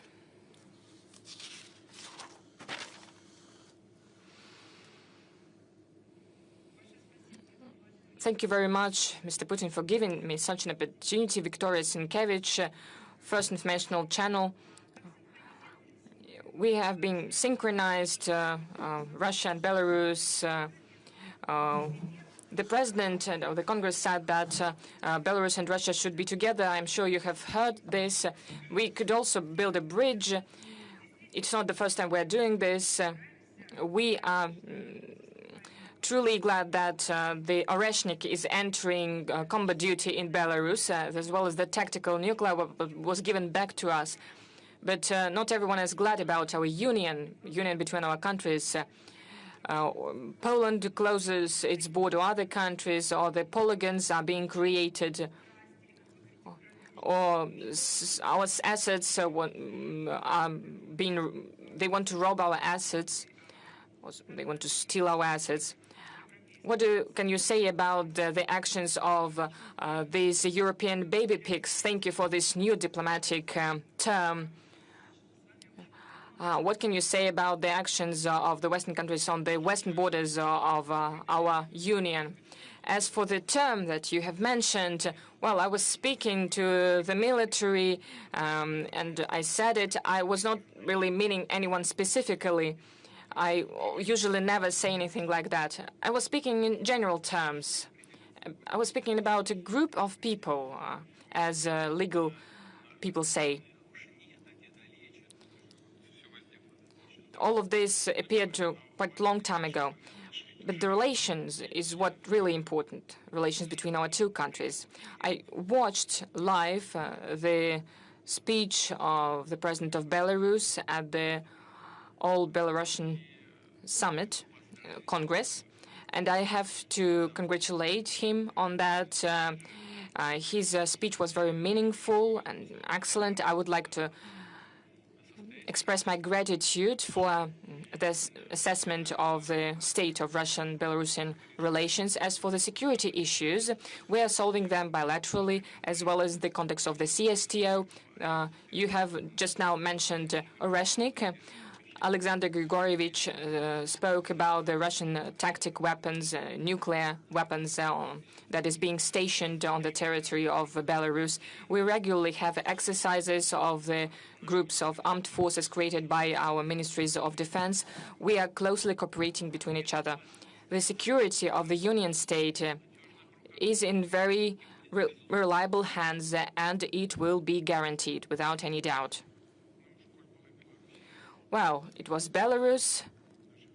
Maybe our guests from NBC, maybe they would like to ask the question. Please, could you give them the mic?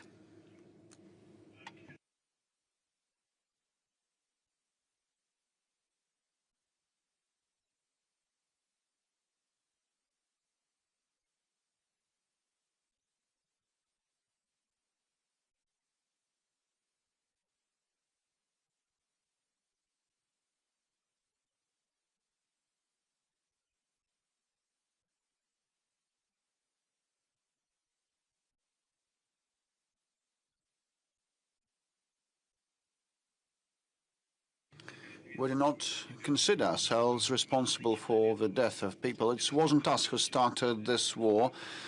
This war began after the coup d'etat, anti-constitutional coup d'etat, armed coup d'etat that happened in 2014, and the start of fighting on the part of the Kiev regime heads against their own people in the southeast of Ukraine. On our part, we stopped short of recognizing the autonomy, independence of the then breakaway republics of Donetsk and Lugansk. And after we had been deceived and the Minsk arrangements hadn't been implemented. We had to resort to the armed forces to conclude that war that had been started by the Kyiv regime with the support of the Western countries. And President Trump is taking serious efforts to conclude this conflict, put an end to this conflict, and I said on many occasions that he is quite sincere in this undertaking. And moreover, during the meeting with President Trump in Anchorage, we agreed upon and virtually approved the proposals of President Trump. So saying that we reject anything is inappropriate and has no grounds. At a preliminary meeting in Moscow, a proposal was made to us, and we were asked to make certain accommodations. When I came to Anchorage, when I arrived in Anchorage, I said that those would be difficult decisions for us, but we still are in agreement with this trade-off proposed to us. So saying that we reject anything or turn anything down is inappropriate and groundless. So the ball is entirely in the court of our Western so-called opponents, the chiefs of Kyiv regime, most importantly, and their European sponsors. We are ready for talks, and we're ready to conclude the conflict by peaceful means. A couple of more questions from the audience.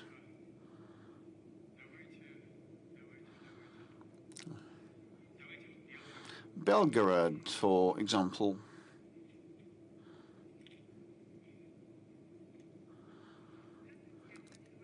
Good day, Mr. President. Belgorod TV channel. Definitely, I must mention that we will be so happy if you find the opportunity to visit us. And today, the frontline Belgorod region, as well as in other borderline regions, has the issue of communication that is high on the agenda. The UAV attacks, notifications, and remote education for our kids, and diabetes. Children with diabetes have their sensors connected via mobile internet, and that fails without mobile connection. So will you please introduce the sensors for diabetes children, put on the white lists so that they work even during the peril of attacks?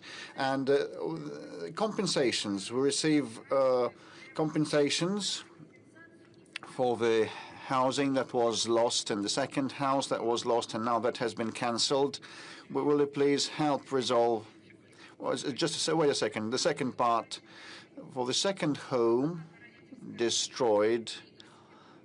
So, like if two houses have been destroyed, and this is true for some minor number of families, and people take mortgage loans, and actually the payout that they receive from the government is insufficient. So will you please provide compensation for the second home lost?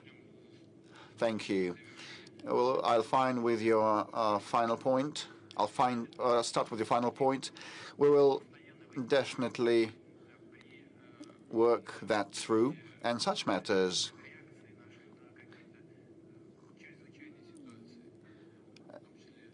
crop up when we have to respond to emergencies like fires and floods and etc.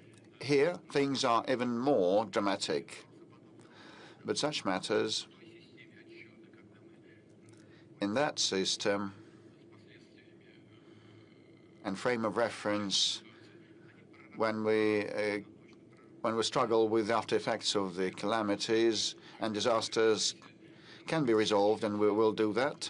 And secondly, with respect to connectivity and services and the related issues of education, remote education, and diabetes sensors control, I gather that it's it's not a matter of the intake of certain drugs, but the control and timeliness of taking these drugs. When the internet is disconnected, it is hard to control the glucose level. I know what you're talking about. So there are restrictions related to the security matters because of the drones attacks. And you mentioned the services, and some of the components of those services are stationed abroad. In this case, it's easier to select targets for attacks for our adversaries. And here we have to switch to domestic software and our own domestic hardware too. This is a way out to see the operation, the functioning of many of these services. And secondly, we can also use the capability of the international manufacturers operating here, but they should transfer their services to Russian soil. Definitely, we will have to work on both of these matters that you have raised. Thank you. I can see no plate, no sign. Paying dues to your modesty. Good afternoon. My name is Jacob Schein. Politica newspaper from Serbia. Thank you for giving me the floor. I apologize for my command of Russian, but I'll bet you understand me. You started the normalization of relationship between Russia and the United States, and all that you get is more sanctions imposed on Russian companies. Some of them are on Serbian soil. I'm referring to NIS. Can you tell me what the Serbian people should expect and what the future developments are likely to be? And my second question is about your meeting with Donald Trump in Alaska. You discussed a new security framework, and there was some secret information about cooperation with NATO. And when Clinton visited you, you also volunteered to join NATO.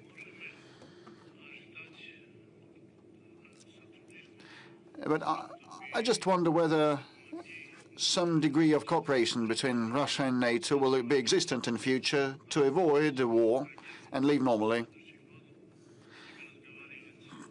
I'll bet that I hope that next year we'll have more talks about peace than war. Thank you for your question.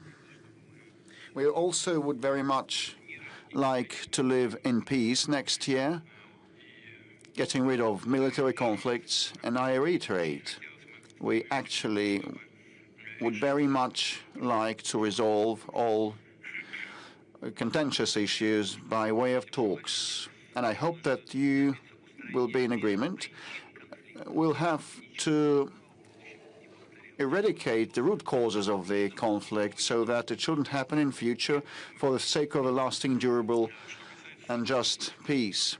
With respect to prospective cooperation with NATO, we had it in the past, and we also discussed a membership, first of the USSR, then of Russia, in NATO, but in both cases, we figured out that we were not welcome there, and the promises that had been given to us that NATO would not expand had been ignored, and we had been deceived, and there had been several waves of expansion of NATO, and that entailed moving military infrastructure closer to our border, which causes our legitimate concern.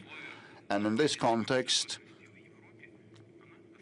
a new security system or framework in Europe is very relevant, rather relevant. Even before the breakup of the USSR, some clever people in Europe, like the social democrats in Germany, proposed to establish a new security framework in Europe, not expanding NATO, but establishing a new security framework with the participation of the US, Eastern Europe, and Russia, so that no one should be left behind or put in a difficult situation. Actually, now we don't require anything untoward or extraordinary. We're not saying that a country should not be able to select a way of protecting itself, but this should be a way that wouldn't threaten anyone, including us.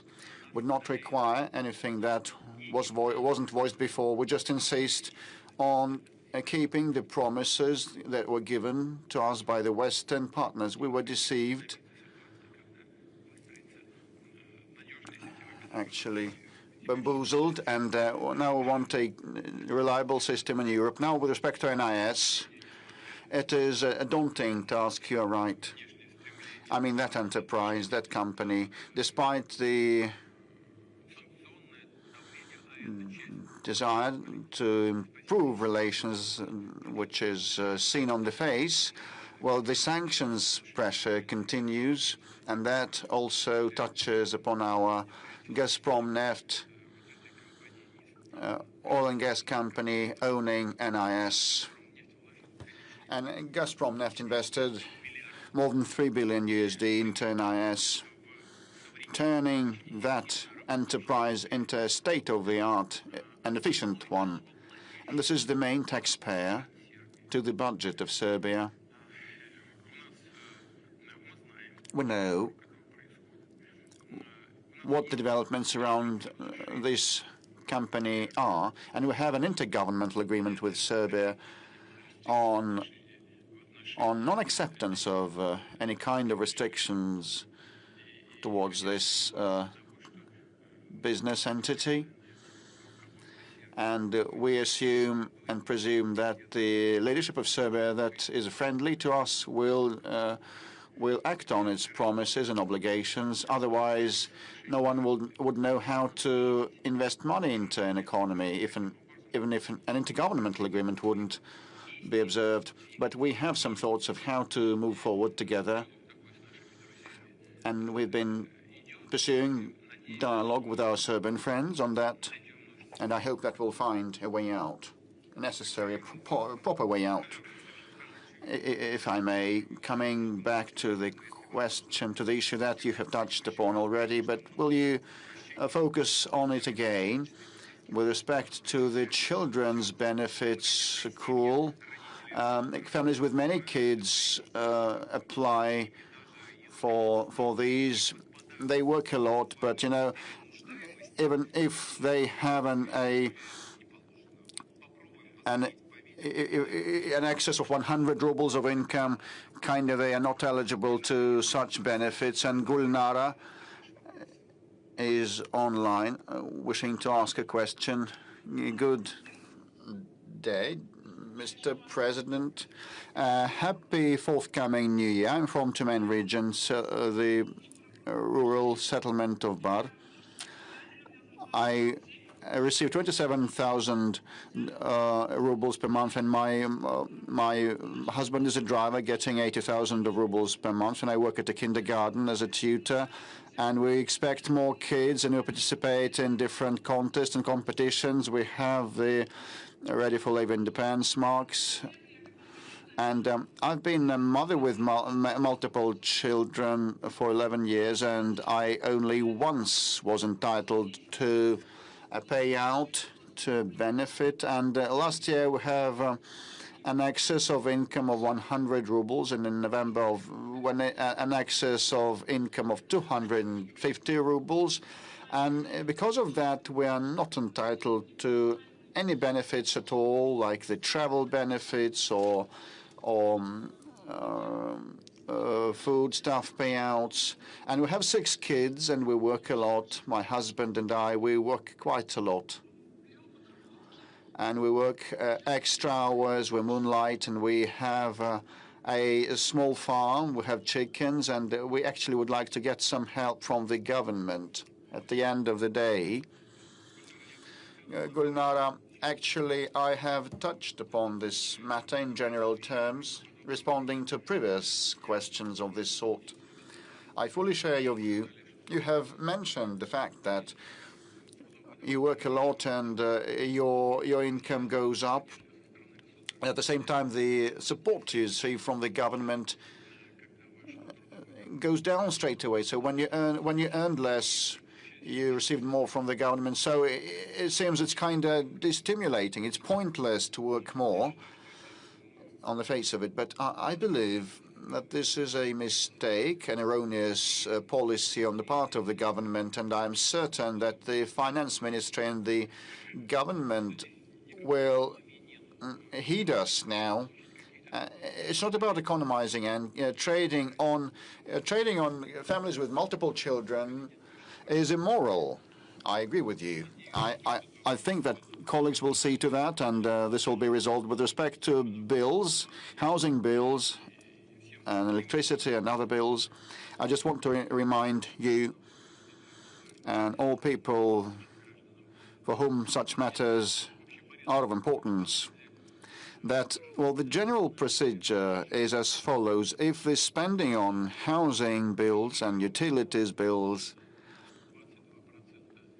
exceed the aggregate income of a family by 22%, the government is obliged to provide support. Everything on top of that 20% should be covered by the government. Are you in the know of that? I'm in the know about all the benefits in some regions. Well, Moscow is a relatively well-to-do region, and here, from 10% of the spending overrun and upwards is the amount that is covered by the regional budget. And with respect to supporting families with multiple children, this is the cornerstone of our welfare policies, and I reiterate that, and I would like the regional and federal authorities to remember that before you pursue any policy, just think twice how it's going to tell on the incomes of people and families with many children in particular. And the main point of yours was about the reduction of governmental support. If your income goes up, we'll do everything to resolve that. Also, on the part of the working mothers, I hope that Gulnara is hearing us now. And here the child benefit is paid until the child turns 1.5 years of age, and many mothers say that at this age, kids are not accepted to the infancy or kindergartens, and very many of them ask to extend this period to 3 years of age of a child. So the maternal leave lasts till a child turns 3. And the kindergartens accept children mostly when they cross the 3 years of age threshold. And, mothers will not be tolerated if they do not return to work. And, very many mothers want the payout to support their kids to be extended till a baby turns 3. Well, yes, until a child turns 18 months, the family gets the benefit. But, the answer is very simple. There are budget constraints. There is no justification other than this one. But the government will have to think of something on how to address this problem and similar problems. As far as kindergartens are concerned, creche, and whether it's possible for a mother to go to work early. Yes, this is one of the ways to address that. Not everything has been done to ensure that. A lot has been done, however, to renovate and rebuild schools. Right now, we're working on upgrading our kindergartens. I would like to ask my colleagues in the regions to listen to me very carefully when issues on renovating kindergartens are addressed. Probably it would be best to also set up crash groups right away. This is the first part of the solution. Secondly, it might seem simple, but still it requires additional attention as well as additional expenditure. We need, namely, to increase the number of hours spent by children in crash and kindergartens, not just 18 hours, probably it has to be extended, but this in turn would require increasing the number of teachers and specialists looking after children, but that would involve increasing the staff, and the government needs to think on how to go about addressing this discrepancy, this gap between 18 months and 36 months. On the whole, however, we've got more or less a refined system for supporting motherhood as well as families with children. Just to cite an example, benefits are provided to women once they get pregnant and until their children turn 18, and sometimes this benefits can be extended until 23 years when students go to universities, if this is a full-fledged education, not just evening classes. As far as families with 3 and more children are concerned, we have to pay particular attention to this issue, this status of heroine mother. It has been improved right now. It's tantamount to hero of labor. There's a number of benefits that come with that. There's another component. In the past, additional points were added to the pension, but only 3 children were taken into account when calculating the pensions, whereas right now a new decision has been taken when a pension is calculated. Not just the first 3 children, but the subsequent children are also going to be taken into account, and additional points will be added to the score which is used for calculating the pension. The government will continue improving and enhancing and fine-tuning the system of measures for supporting families with 3 and 2 and more children. Let's get back to the audience.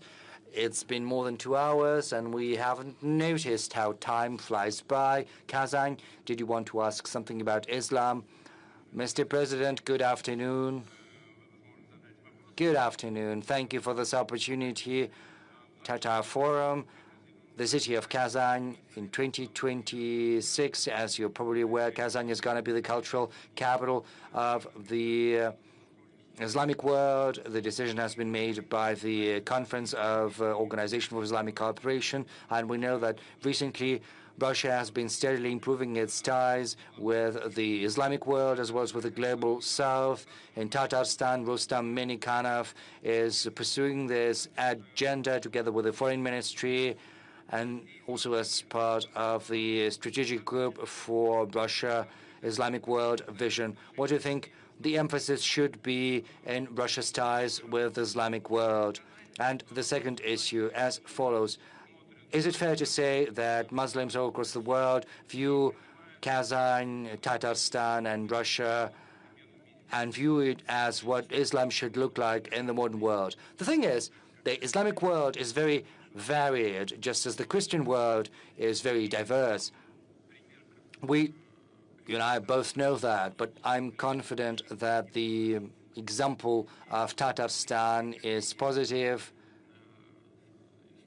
in the highest degree, and many colleagues of mine from countries with the preponderant Islamic population keep that in mind. They follow closely the experience of Tatarstan, and that is a positive experience. That is a positive experience of coexistence of people of different religions and different ethnic groups, and Tatarstan is an exemplar in that regard.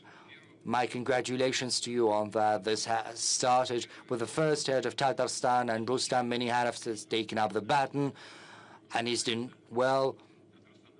And I'm not surprised that Kazan has been selected as the venue for huge international events for the Organization for Islamic Cooperation. Incidentally, Russia is an observer in that organization, and I was the one who initiated that. I addressed my colleagues and asked them to accept Russia as a country with observer status, and to our pleasure, this was accepted by all of our colleagues from the Islamic world. I was following that with enthusiasm. I was very happy. I was very pleased. That happened a long time ago. But this was the absolutely correct decision from us. More than 10% of the Russian population are Muslim. Well, I'm not going to cite what the patriarch has told me on the subject. But, you know, Christianity, this is Oriental Christianity, Eastern Christianity, and, you know, as all of our core values are concerned, we share these values. They coincide. And Tatarstan is doing a lot in terms of spirituality, in terms of education, in terms of bringing up children. You know, a special academy has been set up in Tatarstan, which is of huge importance. We, in Russia, we have to prepare and educate experts in Islam. And the same applies to Bashkortostan. And just as we used to do that in the past, we intend to support all traditional religions of the Russian Federation. A little louder? Oh no, let's give a chance to the colleagues. The thing is, we've got this Kazan Forum, which is a yearly event. This venue is growing year in, year out. I would like to ask you whether you intend to visit Kazan Forum this year. The thing is, we've distributed these events among colleagues. Usually I visit St. Petersburg and Vladivostok, whereas the chairman of the Russian government usually visits Sochi for a similar forum, you know, just to bring the very same people to all events. That's why we're trying to redistribute that among ourselves. That said, this is a very important forum, and we'll keep supporting it, because this is yet another thread, another tie that brings us closer together with our friends and allies in the Arab world, in the Islamic world in general, and I think without exaggeration, I can say in our ties with the global south. You know, 3 questions in total. Let's have some respect for one another. Our friends from China. Xinhua, please. That sector, yes. Mr. President, good afternoon. Xinhua Agency, as you said on multiple occasions, Russian-Chinese relations are at the highest historical level. Just this year, Tu and President Xi have met twice, whereas next year 2 important anniversaries will be celebrated. First, 30 years since the establishment of relations of partnership and strategic interaction between Russia and China, as well as 25 years since the signing of the agreement on good neighborliness and cooperation. My question is, what's your take on the achievements of the Russian-Chinese strategic cooperation of the last 3 decades, and what's your vision for the next 3 decades. Well, from the outset, I would like to say that I view President Xi as a reliable friend as well as a stable partner, my reliable friend as well as a partner and an ally of Russia we can count upon. And probably this gives us the key to understanding the development of the ties between Russia and China. These relations are developing in a steady fashion. Of course, the agreements you've mentioned are important, namely the establishment of the strategic partnership, but most important is practice, what we're doing in our daily interactions across all avenues and all directions. We've cited some figures. The statistics from Russia and China vary a little bit, but on the whole, it's around 240, 250 billion US dollars. That's less than the countries of the EU taken together, but on a country-by-country basis, Russia ranks first with among China's trade partners. It's 240, 250 billion between China and Russia, but with EU, China has a 700 billion US dollars trade. But if you take individual countries, then of course Russia ranks first. Of course, China has very big trade with Japan, with the US, with South Korea. But if we look at Europe, then we'll see that Russia ranks first. And these relations are developing, entering into different spheres and domains, and what is a particularly source of joy for me, it covers high-tech, education, humanitarian ties, exploration of outer space. We cooperate. And this is something that testifies to the high level of trust between our countries. We even cooperate in the military field, and we conduct joint drills on a regular basis. Our strategic aviation carries out patrols on a regular basis, and the same goes for our joint drills on the ground. And I think it would be fair for me to underscore once again that Russian-Chinese cooperation is a significant factor of stability across the world. Our defense ministries are in constant contact. They coordinate on the issues of the current agenda. So I'm hopeful that this is the vein in which we will keep continuing our ties with our Chinese friends for the near future and for the more distant future. Let's take another question from the audience. Is that lady in blue next to you? Yes. Good afternoon, Mr. President. Evgenia Volgina, Moscow speaks. I've got a question about demographics in general. On multiple occasions, you've stated that birth rates are going down in Russia, even though the material stimuli are still very much present. There are benefits, there are allowances, special payments, but right now we've got a very small generation of women who are in the age of fertility, and once this demographic trough is going to be over, well, that is a subject of discussion among specialists in demographics. Moreover, young people are more interested in building their career and creating a cushion, and also that begs the question of what kind of measures for material stimulation can be envisioned by yourself, what can be done and adopted to push young people to create families and give birth to children. And secondly, maybe we could talk to young people right now, telling them that they shouldn't wait too long, they shouldn't be, afraid of bearing children. Maybe kind of a value component, as it were.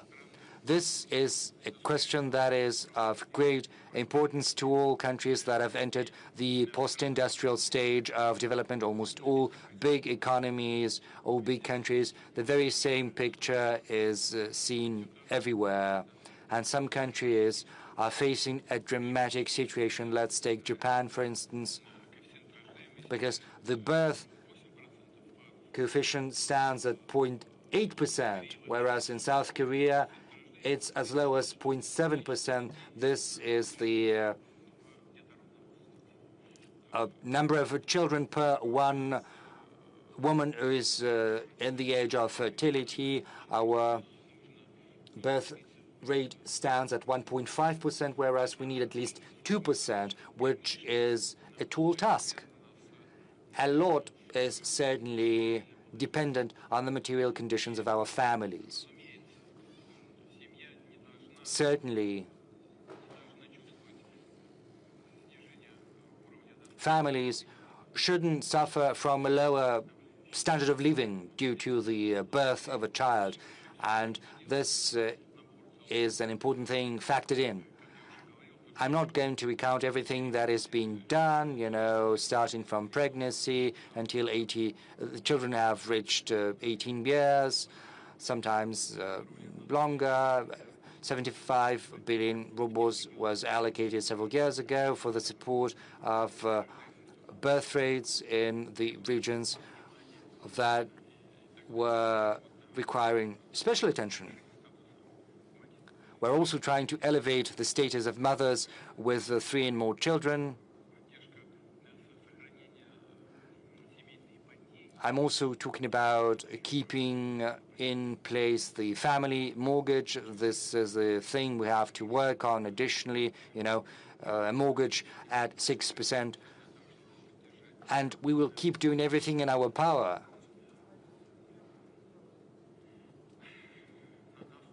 to convince young people to create families and have children as soon as possible. This is a very fine line we're walking. First, young women in particular want to get some education. Then they want to get additional education, make their first steps on their career path.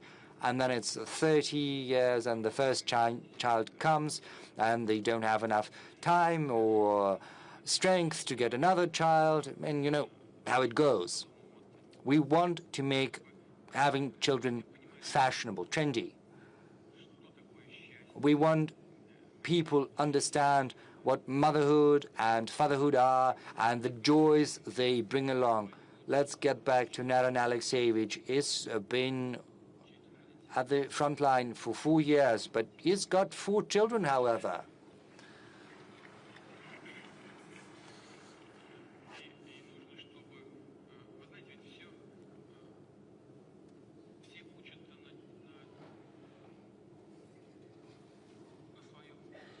Everyone is trying to teach others using their own experience, and we say that we've got to learn from others' experience, and this applies to all spheres of life. But that said, still everyone has to make their own mistakes and learn from their own experience. And once they've done something, they've faced something, they understand what they did wrong, what they should have done. I spoke about that. I think I did that publicly. The last meeting with the families with several kids. Well, there was a woman with a family of 8 or 9 children, and she said very beautiful words. She said that we have 10 children, for instance. Every time a new child appeared, we already had 5 or 6 people in our family, but a new child appeared. Every time we thought, how could we live without you all this time?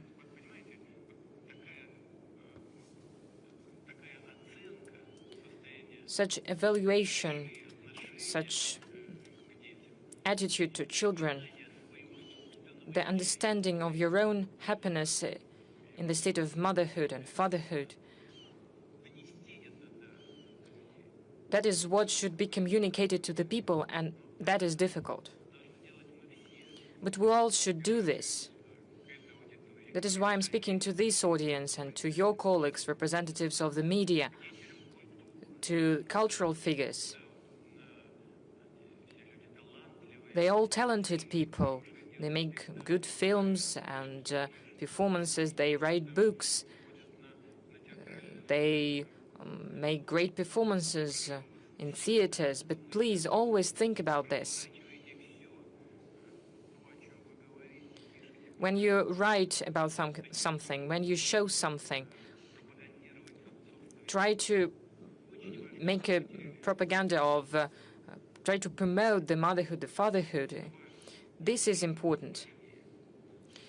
But what's more important is what's inside of your heart and understanding just simple human happiness. There is an interesting story. We have a question from a girl. She wants to be, she wants to have a career, but she also wants to be a mother, but she's studying in a medical institution, medical university. As you know, the medical graduates need to work after graduation for several years in a place chosen for them by the state. So right now, these graduates don't know how their life is going to be after graduation. Just one thing, you asked one question, and there is one thing that I pointed out. In 25 regions of the Russian Federation, there is a positive demographic trend. It means that our colleagues working in the regions pay due attention to this issue, and it means that we have good results, even in this sphere of demography, which is really important for our country. 25 regions of the Russian Federation demonstrating positive trends in demographics. Let's see the video. Alina Valerievna from Kemerovo. Distinguished Mr. Putin, hello. I'm student of the 5th year of the medical university in Kemerovo. I'm ready to work, to have compulsory for several years after graduation. So it will be when I will be 27, 30 years old. This is the time to create family, to give birth to children. The salary of young experts will not allow to do that. So I would like to ask, maybe are there any special conditions that will allow to combine these two things? Maybe there is a possibility to create financial support or housing support for medical graduates, medical experts of young age, because there will be young experts go into other regions. How the government, the state is going to help us with the childbirth in these conditions. Regarding the support of young families with children, we have already spoken about this several times. There is a range of measures to support families with children. When you say that you are on the 5th year of your education, so you will have to work for several years after that.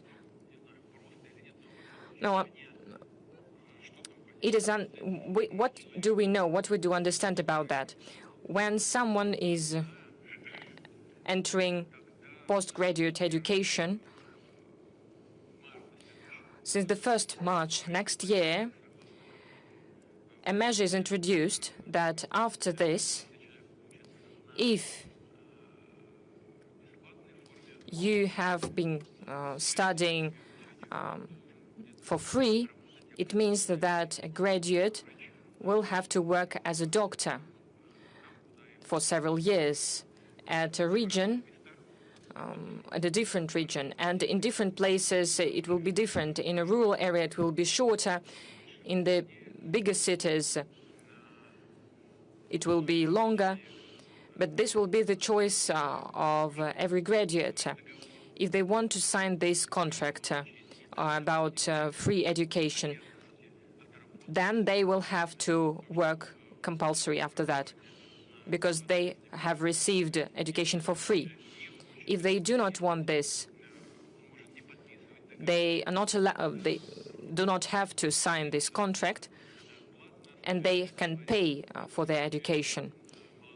In this case, a student can receive an education loan, and then return it during labor activity after graduation. As for the students, medical students, we're not speaking about compulsory work in a specific sphere, in a specific city, in a specific area.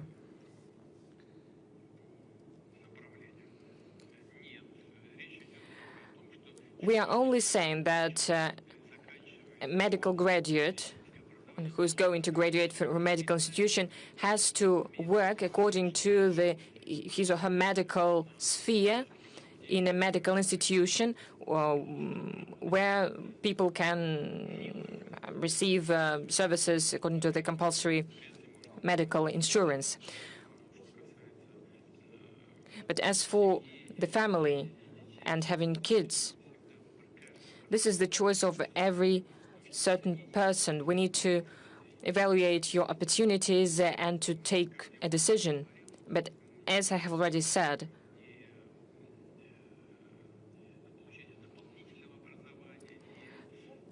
additional education or the start of career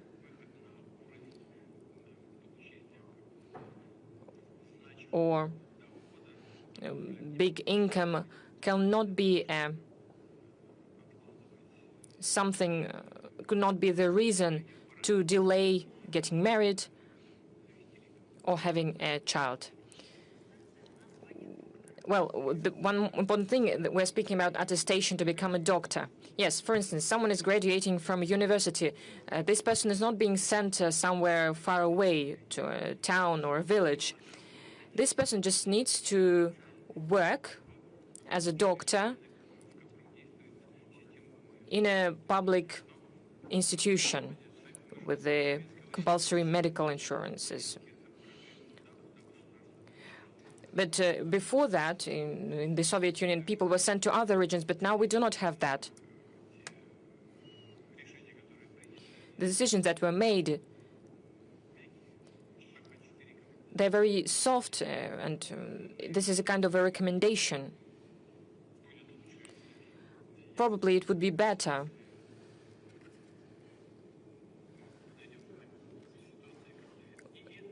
that we will not have to do this in the future, for instance. Without any case, this girl asked a question. She is right. What can we do? We need to improve living conditions, solve housing problems. In general, the state is trying to follow this track.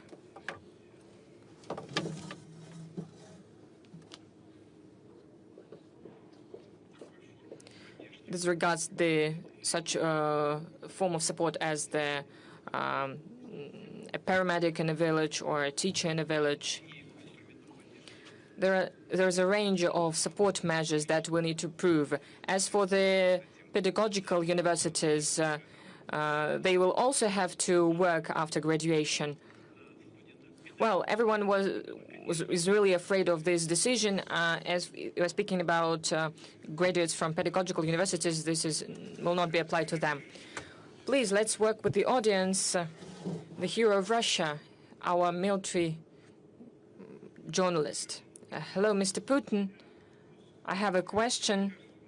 I think it's very important for many people in the regions that there are many problems. I'm speaking about front regions. First of all, I'm speaking about Donbass. There is a very acute problem of water supply. We have spoken a lot about this for many years. Now the situation is that not only in Donetsk, but in other cities as well, in Debaltseve and almost all cities of Donbass,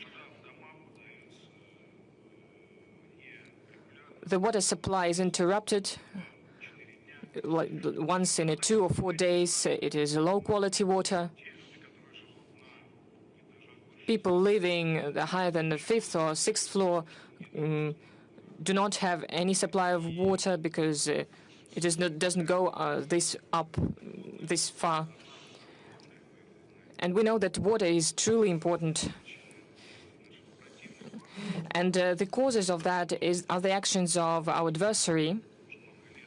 For many years, those who live in the Donetsk People's Republic and Lugansk People's Republic live with this problem. How long is it going to be? We cannot answer this question. Excuse me, Evgeny, you know what is the cause of this problem. The system of water supply, the main system of water supply, is beyond Slavyansk, on the territory that, unfortunately, is still under the control of the adversary. This problem can be solved in a drastic way when we will control this territory. But this is not the only solution. You know, there are opportunities of creating water pipelines, finding water on the territories that we are controlling, digging. One water pipeline has already been constructed, and now we are thinking about constructing one more. One of the key problems from the past is the loss of water, because the loss of water in the existing pipelines was 68% up to now. Now they have reduced, but still, this is around 50%. Of course, I have discussed these issues with the members of the government, with the authorities of the region, but it turns out that solving the problem of water laws means that we need to repair the whole pipeline system that was neglected for decades. Everything collapses there. In order to repair this whole system, we need to reduce the water loss up to 0%, and we need to invest so much money as the construction of another water pipeline. But I would like you to hear us that we know about this problem. It is very acute. We'll try to do everything to solve it as soon as possible. Thank you. One more question. BBC, United Kingdom, please, to ask your question.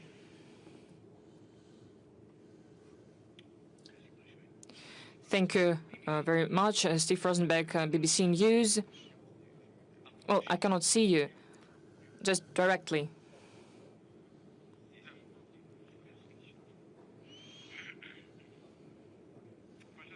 Please. Well, Steve Rosenberg, BBC News, the question about the future of Russia. What is the future that you are planning, that you are building for your country and for your people? As it is now, will it be legal in this future any public being not in accordance publicly with something? Will you look for enemies inside or abroad in this future? Will there be disconnection of mobile connection, mobile internet? Will there be new special military operations? Or maybe Russia will follow another way? I remember you said once that the future is in our hands, in the hands of all of us. But in fact, the whole power in Russia is in your hands. It means that the future as well, what it will be it be the continuation of what we see now? Thank you. What will be the future of Russia?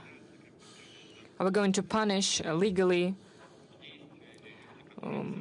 for the actions who do not agree with the people? Are we going to penalize it? You know, there is a law that is being criticized about foreign agents, distinguished colleague. I would like to draw your attention to the fact that we have not invented it. This law exists in several states. In the US, it was introduced in the 30s of the 20th century, all of these laws, that the US law as well, are much harsher. There is criminal responsibility up to imprisonment for the activity in the political sphere if you are financed from abroad. We have nothing like that. According to our law, it is just necessary to declare that you have some sources of financing. We don't have any repressions. We don't have any criminal responsibility. If people stop engaging in political activity, or when they stop using foreign sources of financing, they are eliminated from these lists, and there are many of such examples. And what is going to be with BBC, because there is a million lawsuit from the president of BBC. Well, these are their family matters. They should deal with them themselves. I don't want to interfere. I just don't want to touch upon this topic, not to make it more difficult for you. There is such problem. There is a problem of falsification of information, fake news, and I think that President Trump is right. But it's not that important. You asked whether there will be new special military operations. No. There will be no operations if you treat us with respect. If you comply with our interests, respect our interests, as we always try to respect your interests. If you don't try to play dirty tricks with us, like it was with the NATO eastward expansion. You said that there would not be a NATO eastward expansion even by an inch. It was a direct quotation. As it said, as we say, we just neglected our interests in the security. You deceived us, not you personally, but the Western figures created the situation of today with their own hands. And they continue to escalate the situation, speaking all the time that they are preparing for war with Russia. But as far as I know, you live here for many years. But I think you understand it, and those who speak about war with Russia also understand it. Are we truly going to attack Europe? This is nonsense. This is done based on the political reasons. And this is done to create the image of an enemy. They are creating an image of an enemy, and they're making Russia the enemy, to hide the mistakes that were made systemically for leaders, for many Western leaders for several years in economy, in the sphere of social policy. Where is this green agenda? When we see new coal plants being opened, nuclear plants were closed and now they're returning to them. This is a mistake after mistake. And they are trying to make Russia an enemy. They want to distract their people from their own mistakes with the help of the external affairs. And your questions constitute attempts of similar kind. You said that all the power belongs to me and is in my hands. Well, yes, President of Russia is vested with powers and credentials, and the borderlines of this power are clearly enshrined in our fundamental law, Russian constitution. And when legislative decisions are made, I enact this law by signing them, as in any other country. But I cannot tell you with a firm what proportion. Well, probably a big chunk of these laws is initiated by our MPs, deputies, or senators. These are hard facts. Obviously, the President of Russia has a lot of powers, but I believe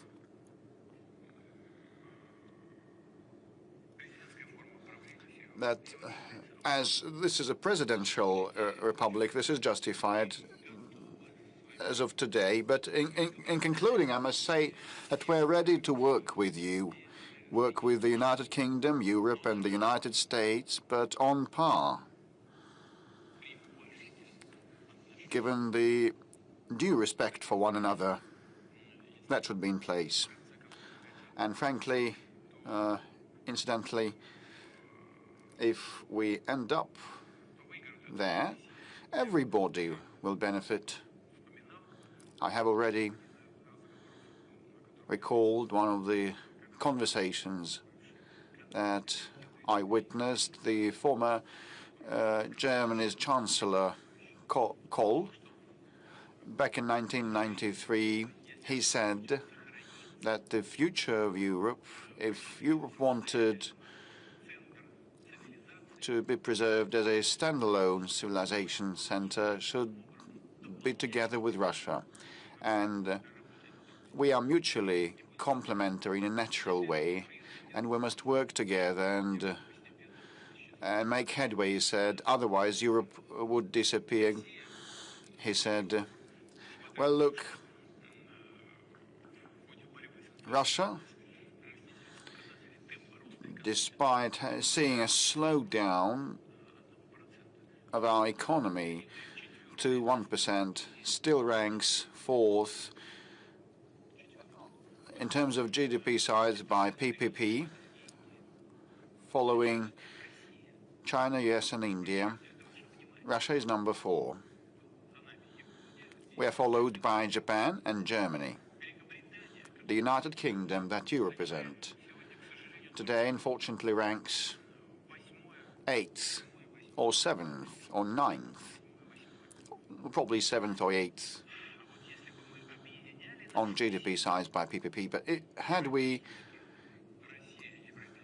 joined our efforts with the European countries, our joint GDP by PPP would surpass that of the United States. Well, this is all theoretic, but it's obvious that complementing one another and joining efforts, we would have flourished. Well, it's you who are waging a war against us, not us. You are waging a war against us with the hands of the Ukrainian neo-Nazis. We're ready to stop that fighting immediately, provided that Russia's security is provided in mid-term and long run, and we're ready to cooperate with you. Well, Steve, I think the audience will agree with me. Lately, we have seen and heard a lot of statements and actions on the part of European politicians that are mind-boggling. Why do you see they display this exorbitant support of the Kiev regime, and no one has been thinking about the European values, and they've been just supporting the Kiev for no reason, and they're even ready to pursue a conflict with the US president. Well, this outrageous policy, as you put it, I've just tried to account for that, answering the question by the colleague from BBC. They are trying to cover up their mistakes, to conceal their mistakes. In economy and finance, and they got in a gauge, and so it is very hard for them to move rightwards or leftwards. With respect to a possible conflict with the US president, there is nothing surprising about that, and it's obvious for any observer. The European elites used to support the Democratic Party and Madam Harris during the presidential campaign in the United States, and they were quite brazen in that, quite straightforward. Once President Trump was accused of meddling with elections, but nothing was proved, and all the Congress investigations ended in nothing. However, the political elites of Europe directly interfered, and that was quite blatant and obvious and uncovered. And they now hope that after the midterm elections next year, the political landscape will change a bit, and their traditional allies will be back on track, and they will put more pressure on Donald Trump. This is why they are so insolent in the view of the forthcoming midterm Congress election. With respect to separate political figures, they have been conducting themselves in an aggressive way, an unprofessional way, I think. Let's come back to domestic developments. And one final point with respect to those aggressive statements and declarations. I marvel at them. And I personally know the current NATO Secretary General, the former Prime Minister of the Netherlands. I used to pay a visit to the Netherlands, and he's a smart person, a clever person, a systemic one, and an efficient one. He used to be an efficient Prime Minister, and the economy of the Netherlands is in a good shape, and this is partly his merit. But now he's talking nonsense. Why are you talking this nonsense about a prospective war with Russia? They want to get ready and brace themselves for a war with Russia. Can you just read the new strategy, national security strategy of the United States, and it says that the United States is a key player and the founder and the main sponsor of NATO, and the bulk of the funding comes from the United States, as well as the ordnance and hardware and weapons. So the new U.S. strategy, security strategy, Russia is not indicated as an enemy, as a target. While the Secretary General of NATO is bracing himself for a war with us. Why so? Can he read? You are indisposing NATO against Russia to wage a war with Russia. At the same time, the backbone country of NATO does not consider us to be an enemy. I would question the level of professional competence. You should be quite attentive about your own duties, and you should also be open to what is happening around you. So we've been on air for about 3 hours. We've been live for about 3 hours, and we have around 3 million applications and questions, and lots of them are about the housing issue. Well, the family mortgage, people want it to be extended to encompass the second-hand residential market. Well, and this already encompasses 900 locations, but there are some of the restrictions critical for families with many children. They have to move to locations where they build new houses, but it's not universal. Yaroslavl Sergeyevna from the Tomsk region recorded an address to you. Hello, Mr. President. We are a family with multiple children. We have 3 kids, and we actually want to resort to the family mortgage, but there are no new builds in our location. Those houses already built with flats that are apt for us are over 20 years of age, so would actually like you to expand the family mortgage to encompass such families as ours and cover smaller locations.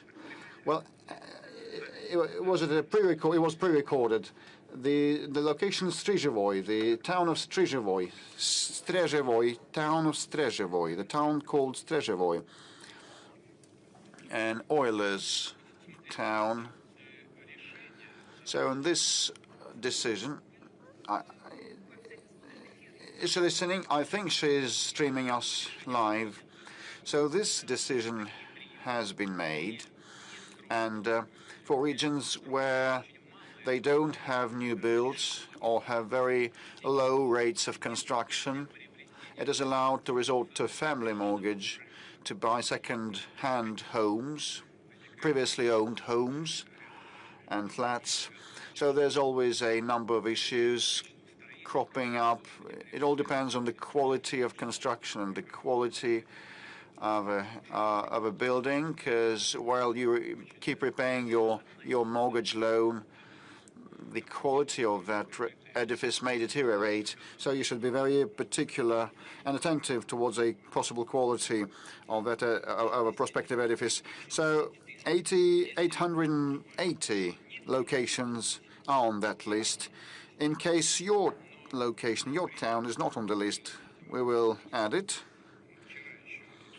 there. And yesterday I had a discussion with some of the colleagues from the cabinet who are responsible for residential construction and supporting families. And this is something I took away from that. Measures of this kind, when they were taken, were aimed at supporting the families and the construction sector. And the decision was not easy at all. I mean, buying second-hand, previously owned homes with the help of family mortgage loans. Well, it's quite useful for the construction sector in the new build sector. But you know, with respect to the previously owned homes, there's a number of issues still to be ironed out and resolved, so that this support measure benefits not the construction sector but the families. Most importantly, as regards your town, if it's not on the list, we'll put it on the list. During previous call-ins, the deceived unit holders problem was raised, and escrow accounts were introduced. The construction company receives all the amount only when the building is commissioned. But actually now it turns out that the developers may receive all the money but not hand out the keys from flats and apartments to the unit holders. This is a video pre-recorded. Good day, we bought a flat in the city of Vsevolozhsk, but I haven't received my keys from that flat because there's always the postponement of the deadline by the construction company. They've been moving that to December 2025. I received this notification in July because of the connections issue. And on the 21st of August, the escrow amount was credited to the construction company's account, and at the same time I received a notification that the building is fully committed, but you know, there is no central heating and no proper electricity supply. And on the 13th of October I received a notification that the commissioning is postponed till April. I believe it's a fraud because I don't have my keys, I cannot move into my flat, and I don't have my money. So one of the few ways to impact the construction companies is to demand a forfeit payment. Since the pandemic, there's been a moratorium on penalties, and since then, this moratorium has been extended. Will you extend this moratorium once again? Yes, this is an issue that is well known.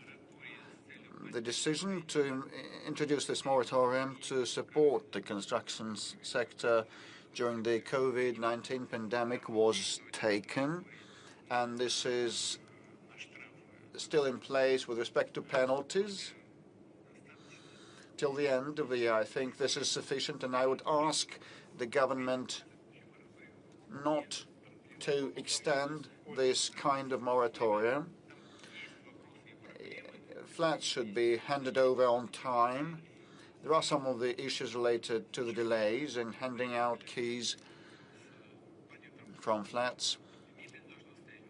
And, sometimes those apartments lack furniture, which is counter to the previously signed contracts, and the connections issue also may be pending. But, I think that this moratorium track should be stopped, and I would ask the government to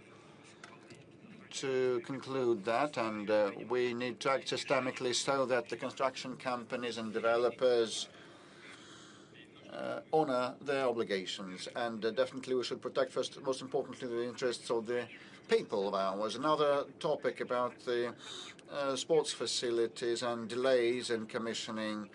It may be virtually ready, but it will not be commissioned, like the city of Abazar saying that the ice arena in that location is not commissioned, and a local community even helped dig the pit, but of no avail. Another sports facility also is stalled in construction. So actually, for a number of years, the government has been trying to balance our budgets, and we've been repeating the same thing. If a facility, an installation is delayed, is not commissioned, if it's in progress, you should complete that construction first and foremost, not starting a new one. And please submit these data to the government, and we'll actually handle that. And I can see a placard saying, "I want to get married." So it's going to be a different topic, I think. Mr. President, good afternoon. Kirill Bajanov, 4th channel, Yekaterinburg Regional TV. Well, you're dressed up, you're groomed, you're getting ready to go to the registry office and get married. Yes, indeed. And this is not accidental that I have this sign, this placard. I know that my girlfriend is watching this direct line. Olga, will you marry me? Please marry me. I propose to you. I propose to you, darling. It all happened here. So, Mr. President, we would be so glad to see you at our wedding ceremony. And now my question is, Mr. President, it's not accidental that I have this placard, this plate. I will not ask about public utilities or anything else. I'm after support measures for young families. Myself and my fiancée have been together 8 years, and I was born into a family of a priest, and we want to have children, but I cannot afford children.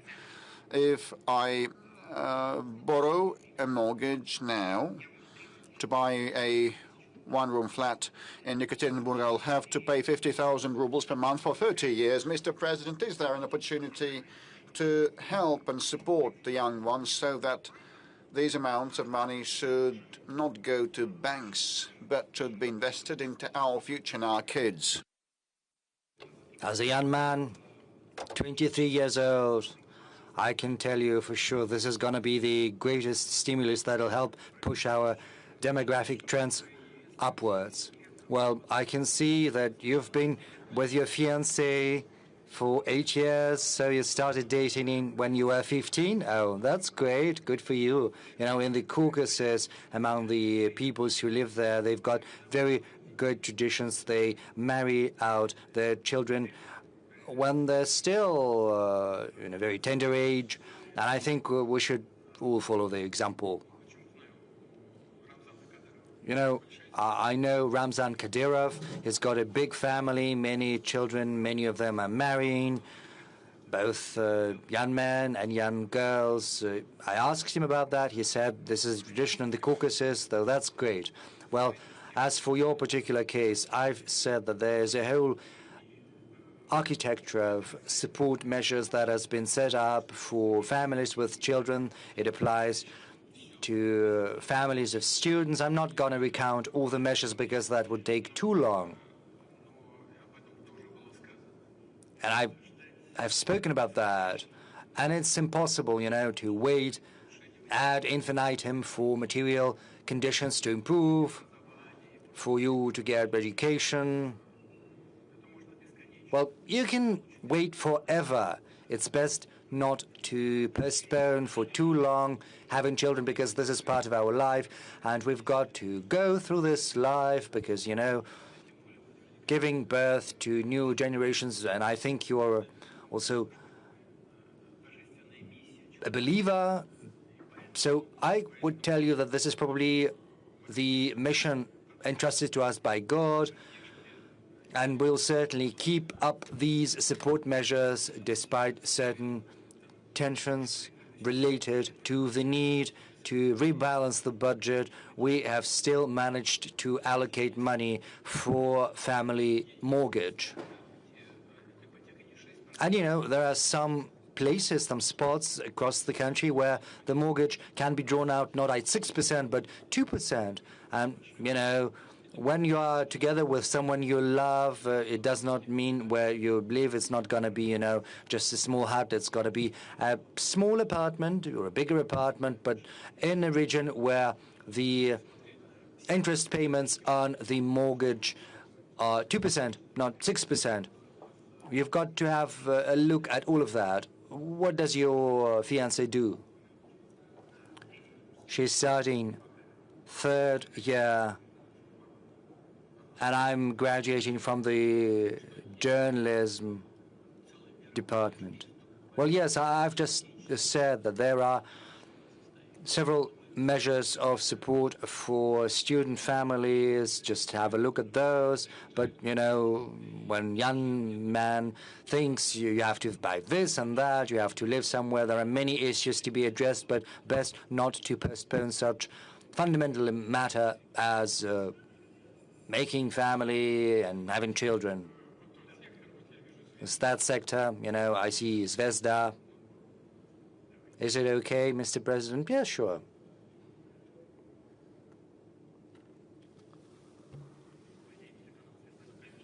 Good afternoon. Konstantin Kokoveshnikov, Zvezda TV. You've spoken about attempts at crushing Russia's economy, but I can't help asking about the unmanned vessels strikes by Ukrainians against certain vessels. You know, apart from critical energy infrastructure, there are attempts to strike Russia's export vessels. Several people have spoken up on that, in particular, leader of Turkey, President Erdogan, a woman sitting next to me. She spoke about that. You know, just a couple of days ago, there was a strike against a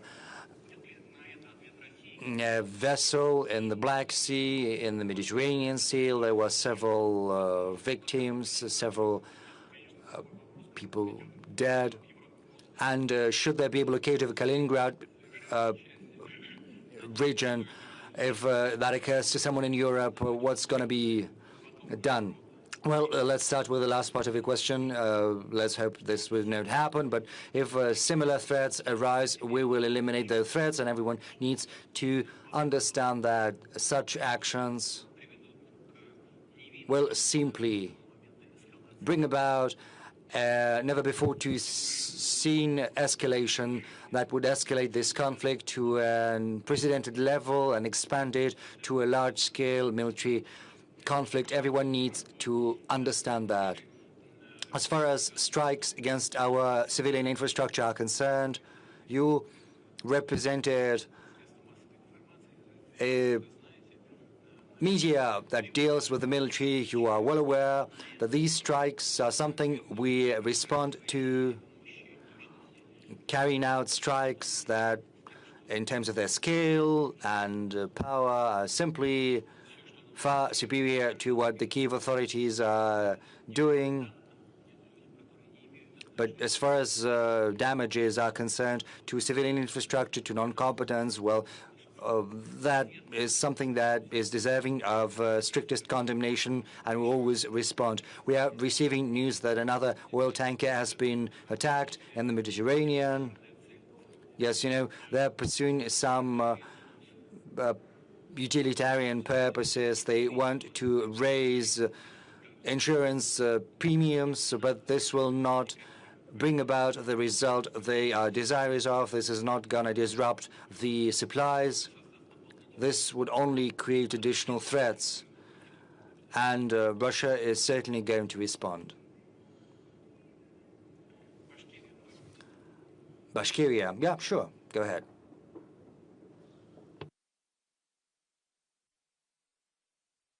Good afternoon, Mr. President. Thank you for this opportunity to ask you a question. First, let me give you the greetings from the population of our republic. And on behalf of Bashkortostan, we would like to thank you for the attention you are paying to Bashkortostan, to our region. Right now, Tajikistan is building a Russia-Tajik industrial park on the Russian side. This project is operated by Bashkortostan. So my question is as follows. What other friendly nations can give venue to similar projects where Bashkortostan's example can prove to be useful? Thank you. Well, we've been building a similar infrastructure in Egypt for some time. In the Nile area, there's a very good site there, and our colleagues from the Ministry of Trade and Industry and our counterparts in Egypt are paying a great deal of attention to developing this site. I think this is something that should bring about very good and positive economic results both for Russia and for Egypt. There's a number of other projects we're contemplating in other partner nations. Your example will certainly, your experience will certainly be used. I do not know what is the current state of this industrial park in Tajikistan, but I'm confident that given its well-developed technological and industrial base, Bashkortostan is going to play a pivotal role and will achieve all the tasks that are set before themselves. And I'll ask the government to provide you with the requisite support should that prove to be necessary. Yes. Please, well, if there's too much noise, we'll have to bring this to an end because it's not going to be possible to communicate with one another. Kokoshnik. Okay, let's see what this Kokoshnik is about. Well, Kokoshnik is something women wear.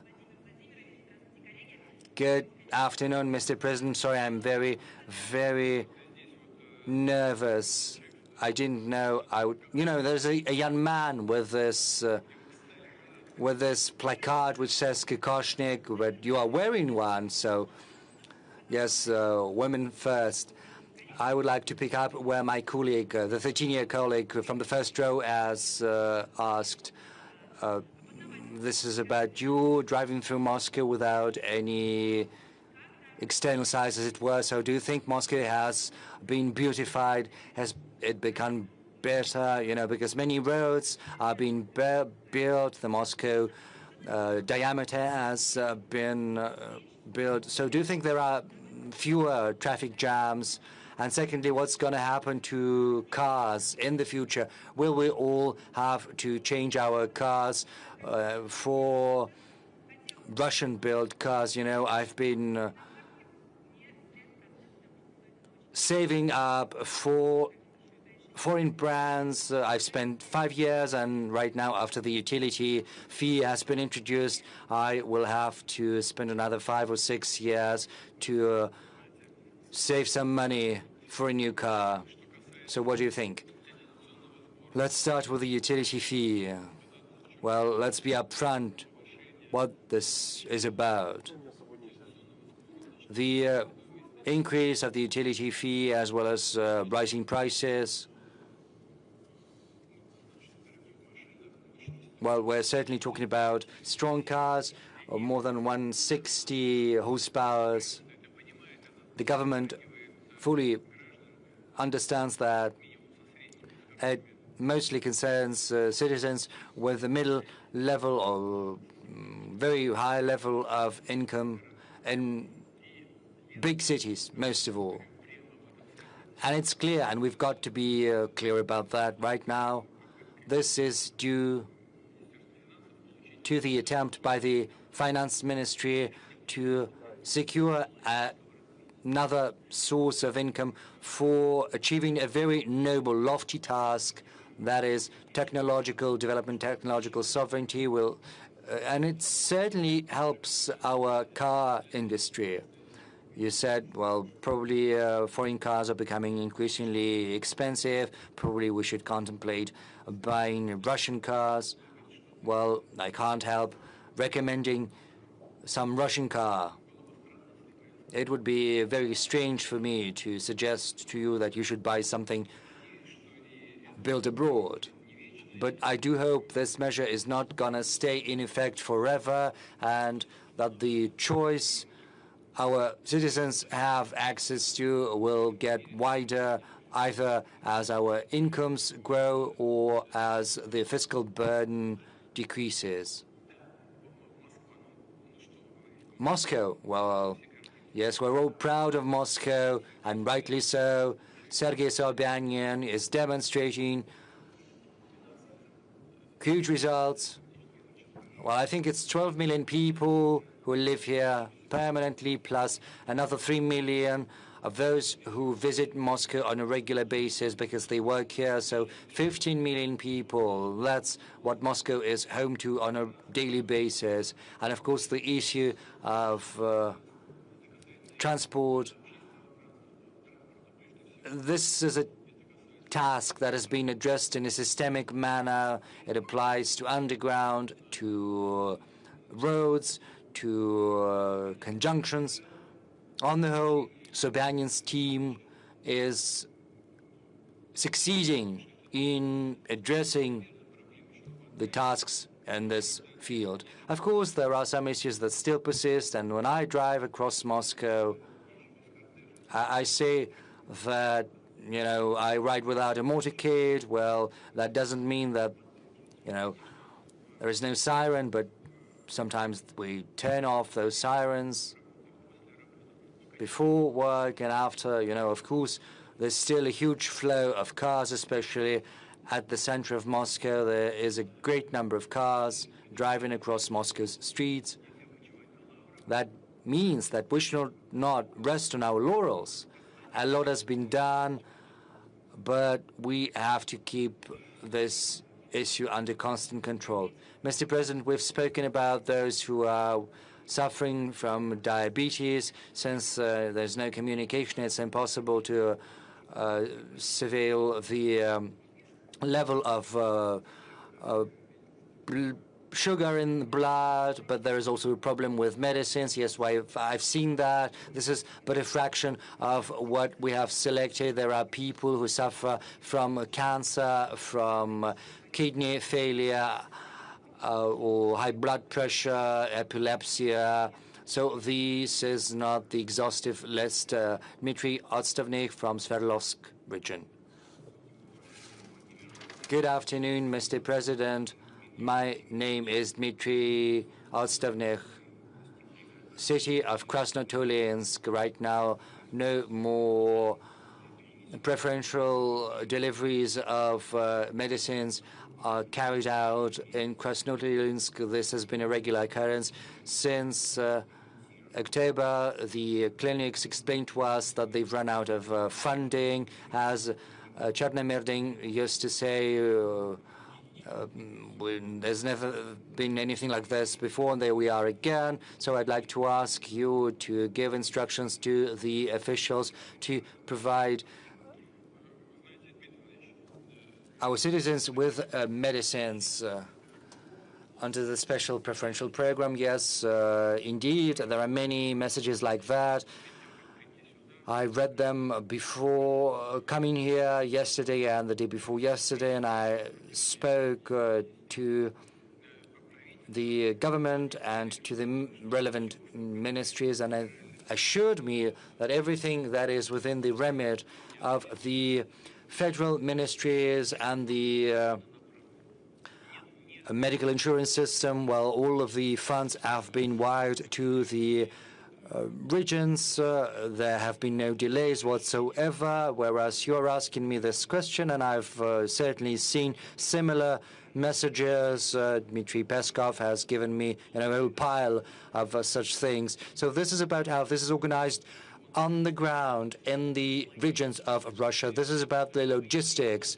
This is about timely decisions that are required to enter into contracts on the delivery and on the distribution of these medicines throughout the networks of pharmacies.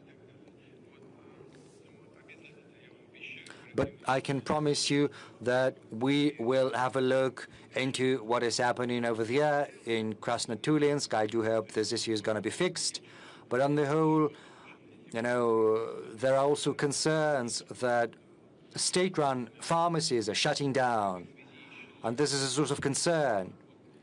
And that means that medicines at lower prices, at subsidized prices, are not being available. But I can tell you that even in private pharmacies, there have to be subsidized medicines available, and they have to be available at fixed prices. And this is very important. I would like to ask the competent units of the healthcare ministry to follow that closely and to keep tabs on that. Moreover, we have to pay greater attention to developing pharmacy networks through the so-called mobile pharmacies. This is a practice that is becoming increasingly widespread across the provinces. There are also other spots where certain medicines can be made available and can be sold. This solves part of the problem. And of course, we can do that through the Post of Russia. So on the whole, we have an understanding of how to address these issues, but we have to do that, translate those theories into practice, and in your particular case, I think we will be able to fix that pretty quickly. Let's work with the audience.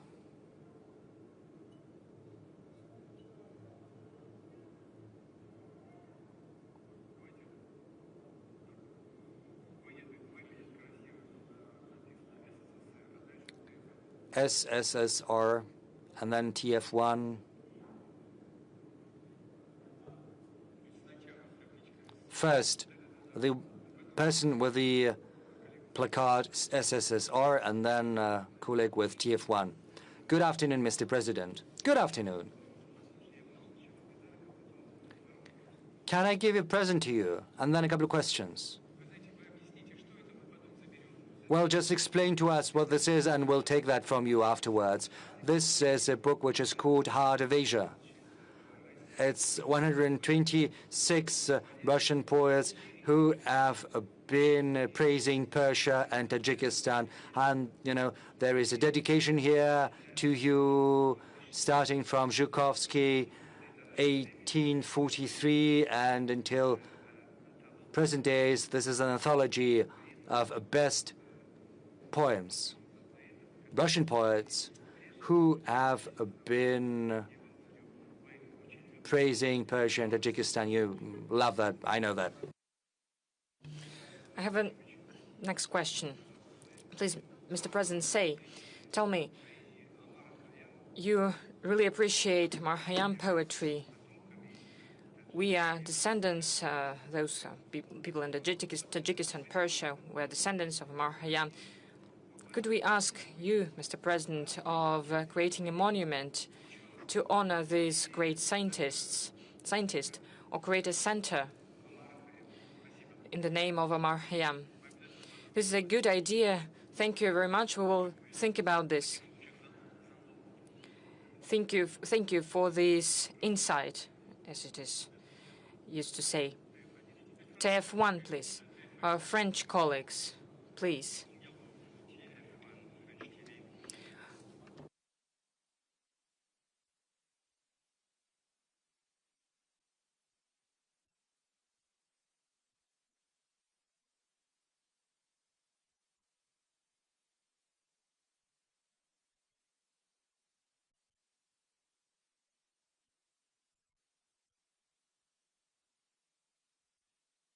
Please, could you repeat the name of the person?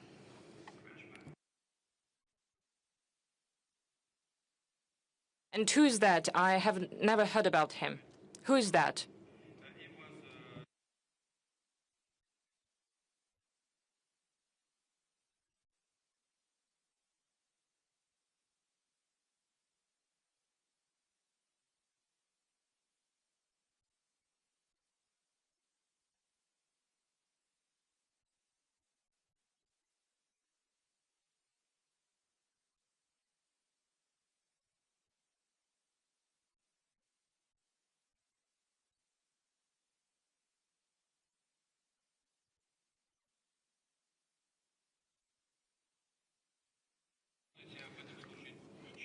You know, I know nothing about this case. This is the first time I hear it, but I promise you that I will try to find out information about this and if there is any chance to solve this issue in a positive way.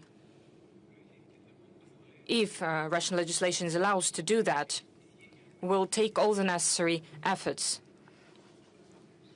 to do that.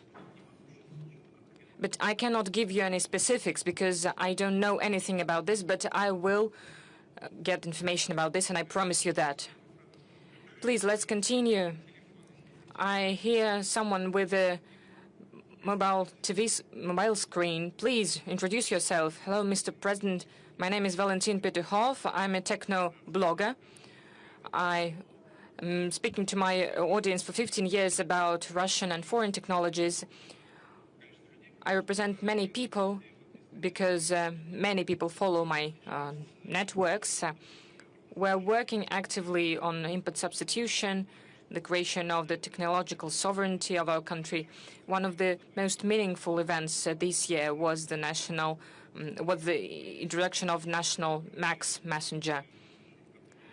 There is a market of messengers, and there are many messengers that are being used by people. So my question is the following one. The creation of the national messenger, was that important and was that necessary? Can MAX messenger truly be competitive comparing to other messengers?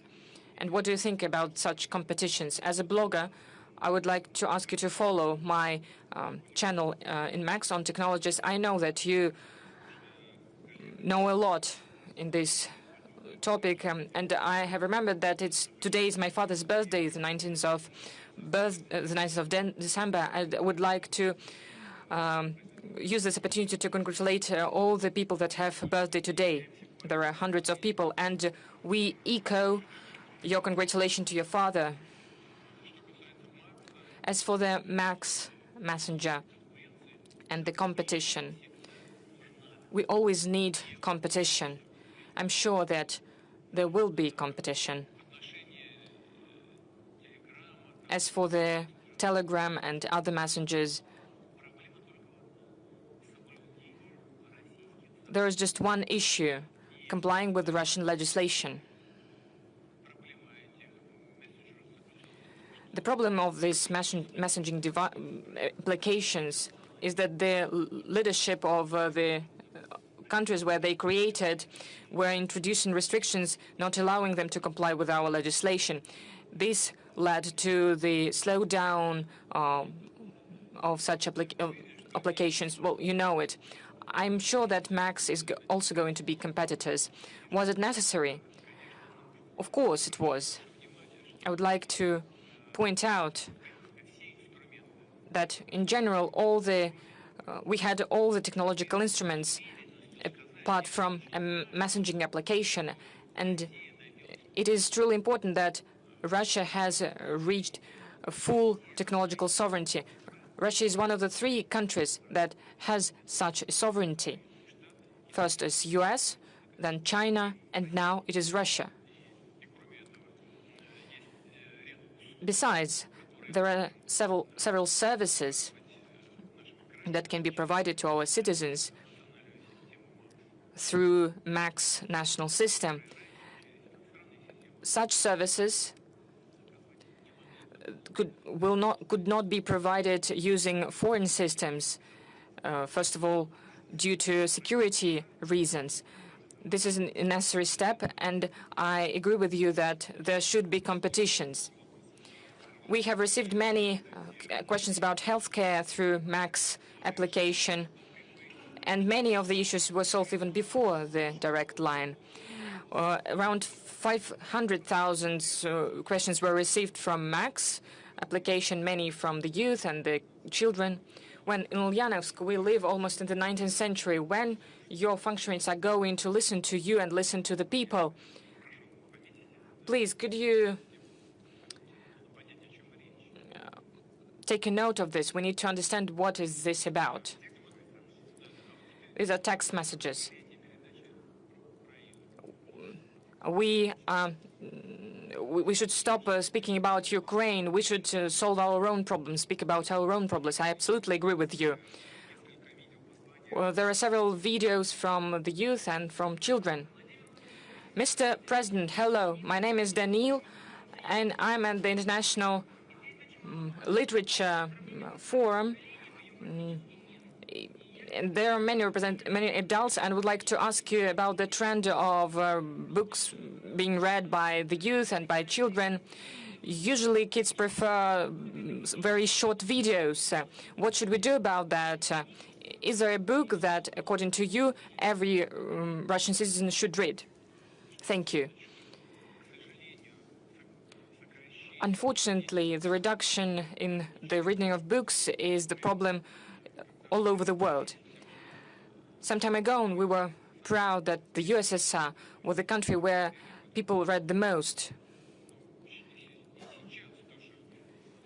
Right now, there are many people that read books.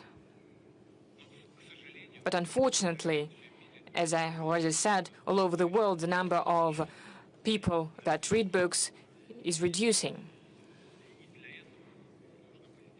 What should we do about that? First of all, it depends on school, on family, parents. We need to pay more attention in this regard to children. We need to maintain competition with tablets and the modern technological means. I'm speaking about parents and maintaining this competition with this technological means, because this is very accessible and this is very interesting, and we need to find a way to make books interesting for children. If we are creative about this, it is possible, even if it's complex. I've already mentioned it once, but I would like to say once again. I've spoken to a priest, and I asked him, when people die, what they say mostly. You know what was the answer?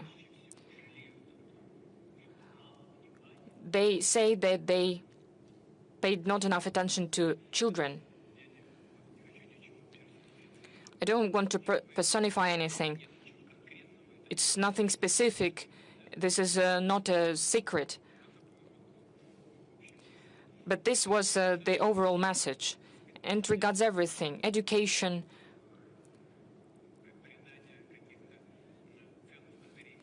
providing some guiding principles, values.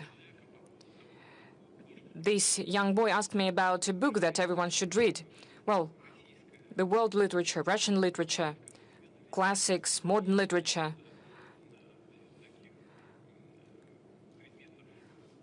There are many topics to be discussed that are very useful. But the main thing is that the book should create the conscience, the idea of the world. But it's very hard for me to name a specific book. Another question that we received through Max from Niatulina Diana. What are your working hours? What is the plate of your car? Actually, I don't know if there is a plaque. Actually, I just take it and go somewhere. As for the working hours, well, I keep late hours, and sometimes it's getting even later and later. Well, I'm not going to say because it is the violation of our labor code, and if this is not correct. It's you need to be fit, you need to go to bed on time, and I call everyone to such a regime of work. A question from Victoria. It's to you and to Pavel. Let's watch it. Mr. President, hello. My name is Victoria. I really find it really great that what Pavel Zarubin does. When Pavel will go to pension, I will take over, and please be the president till the time, and I will work with you and cover your work. I would like to congratulate you on the new year and wish you good health and always make right decisions. Victoria, thank you very much. I congratulate you on New Year as well, and I wish you all the best, success in school, and wish you reliable friends by your side. Well, let's keep Pavel for some time. He's quite a young man. I'll ask Pavel, I'm sure he will agree, to take you for training. I'm sure he can do a lot of good things. He's quite young, and when I will go in a well-deserved rest and you will be trained by Pavel, it will help you to become a journalist and a university, and you will work together with Pavel, even at the federal level. This is what we're truly going to do. But still, I'm not a pensioner right now. I'll keep asking questions. So what is really important for every one of us? Recently, you have spoken about opportunities and the threats of the artificial intelligence. You can solve any task without even thinking and using your mind. Another message from Max Messenger. What can be the balance between the modern technologies and the tasks of developing intelligence in children? Please, we'll be grateful for your answer. And please come for the 1st September of 2026 to the opening of our school. This is a relevant issue, very complex regarding the problem itself. There is a great volume of information. There are new instruments of solving tasks today. You can use the capacities of artificial intelligence. In fact, a danger appears that teenagers, the students, will not try to find the decisions themselves. But as Pavel said, they will just press a button and receive the necessary answer. This is a complex task. So it will depend on the organization of the education process in schools and in universities and all the educational institutions. It means this is how we should organize the education process, so that all of this was done and the tasks were solved at schools, in classrooms. So the tasks were posed in classroom before the students and pupils, and they were solved by a specific student or pupil, so that they need to use their brain, so that they would think, so that the development of new technologies would make that part of our society, part of our population would be thinking about what they're doing, and the other part would follow a very simple path, would use technologies, press correct buttons, but would degrade from the intellectual point of view. This is something that we should avoid, and this is the task of the education system, as well as the task for families. Well, I have nothing to add to that. Let's return to the audience. Spas, please.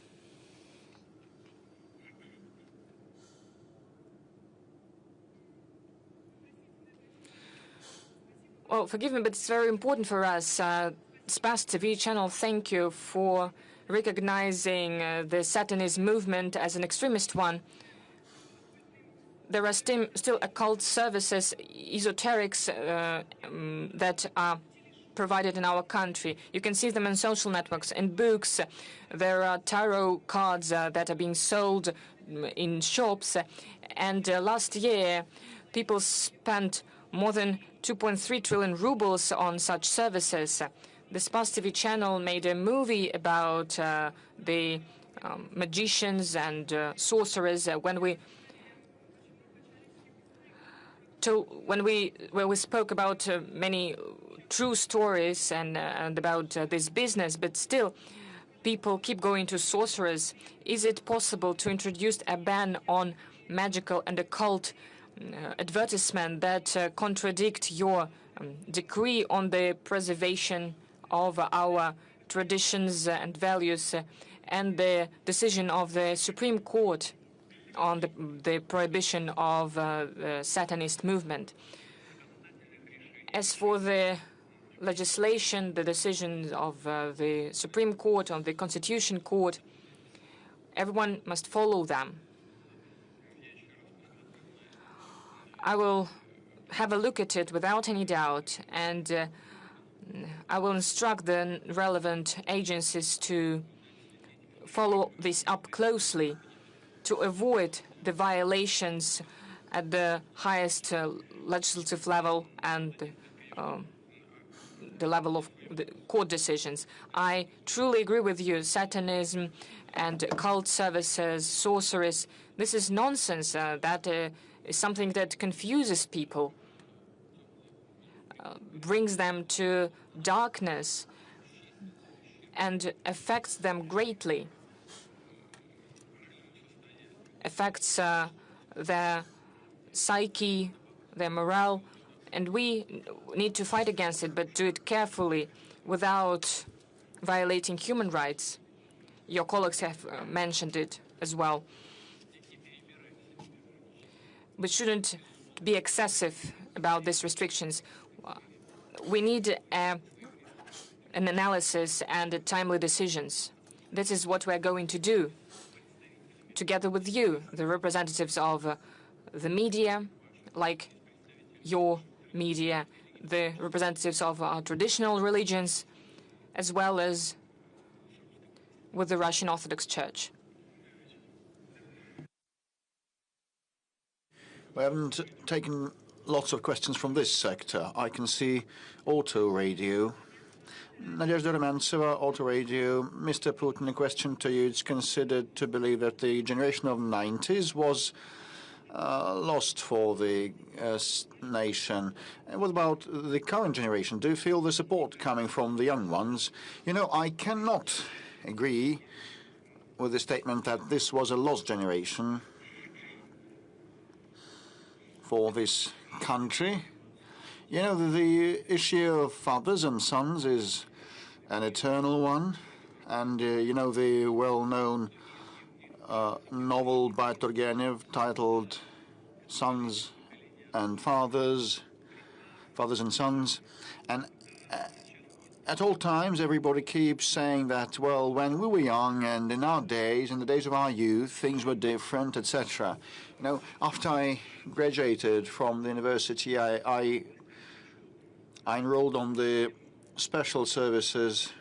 I was recruited by special services, and I joined the external intelligence service of the USSR. So the verification of the aptness of recruits, whether they were able to work in an intelligence service. One of the tests there was putting people in dangerous, risky situations, stressful situations, so that they can manifest themselves. Well, in a critical situation, people manifest and show their true worth and face. And now we live in the context of a special military operation. We have 700,000 people in the fighting area, mostly young ones. Many of them are from that generation of 1990s. How are they showing their face and showing themselves? Naran, have you an idea about how these young ones show themselves? Pass the mic. Well, these are the children of 1990s, and they're heroes. They are the backbone, and you can take them as a model. So this is the answer with respect to the young generation. Yesterday we analyzed the huge array of inputs that we received in the view to the call-in, and lots of questions were submitted by young ones, which means that they are more active. They have a more active position than previous generations. And I can see a person in a grey sweater. You don't have any note or sign. Good afternoon. Andrei Belov, Ulyanovsk, Media 73.RU. The question is about transportation, aviation and public transport. Next year, Aviastar factory turns 50 years. It turned out AN-124 Ruslan jumbo jets, and now it works on a new contemporary make of airplane. Do we need actually, to your mind, a modern cargo aircraft similar to Ruslan? And the second part of my question is about the public transport. For Ulyanovsk, it's a huge problem, and we discussed this issue with Governor Ruskich. Will there be any specific support for Ulyanovsk's public transport system and its procurement with the help of the federal government? And actually, we have a program in place to provide for the procurement of public transport for different regions. And that was always viewed also inter alia as a way of supporting our automobile industry. As regards Ulyanovsk, we'll discuss that with the governor. Discussing what the most acute things are. I cannot answer this question right now, but we will discuss that with the governor, rest assured, and if need be, we will provide necessary support. As regards Aviastar aircraft construction factory, this is a very relevant and acute issue, quite important for us, and we have a very good and long-standing tradition of aircraft construction, both in the military sector and civilian aircraft. Well, historically, our civil aviation and aircraft manufacturing was always a follow-up to the defense hardware and defense equipment and aircraft. And the performance of these aircraft is different, and the consumption of fuel, etc. their parameters differ, but we always took pride in our Tupolev, Yakovlev, and Ilyushin makes. But originally these were primarily and initially military machines. And what we need now, for sure, is our state-of-the-art, modern, homemade aircraft. And the growth of air tickets prices is due to the shortage of the number of aircraft that we have. And those international manufacturers that used to supply aircraft to us decided to quit the cooperation because of some political reasons. And that is bad for them because it subverts their reputation. But this is good for us because it makes us be on our own, work harder, and take advantage of the capability of our market. And you know, in the past, I spoke with the incumbent deputy prime minister who headed Aeroflot in the past, and I told him that it was necessary to buy more domestically made aircraft than import airplanes. And actually, now we have come up with MS-21 that we're rolling out. It is a very good machine, perfectly suitable for international markets. And Superjet 100 also is another make that we have fully localized. And we need our own Russia-made regional aircraft too. You asked whether we need those jumbo jets similar to Ruslan. Yes, we do. Il-76 will be modernized where we need that, and this is high-tech manufacturing requiring very long production chains and level of cooperation to be profound enough. There are some additional pending issues to be resolved, but we will handle that, and definitely wish Aerostar all the best, and we will assist this enterprise.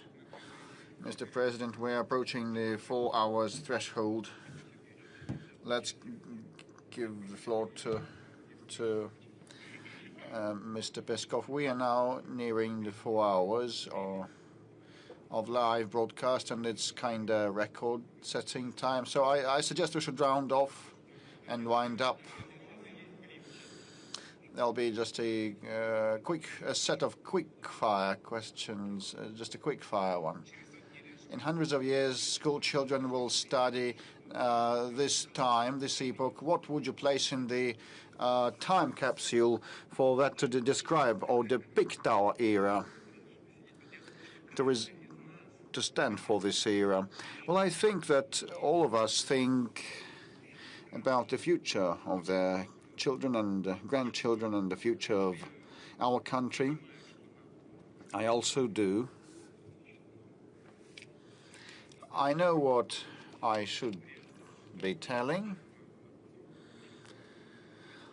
Probably several things in a row. Well, I'll try my best. We'll take a pen and we jot down us living in Russia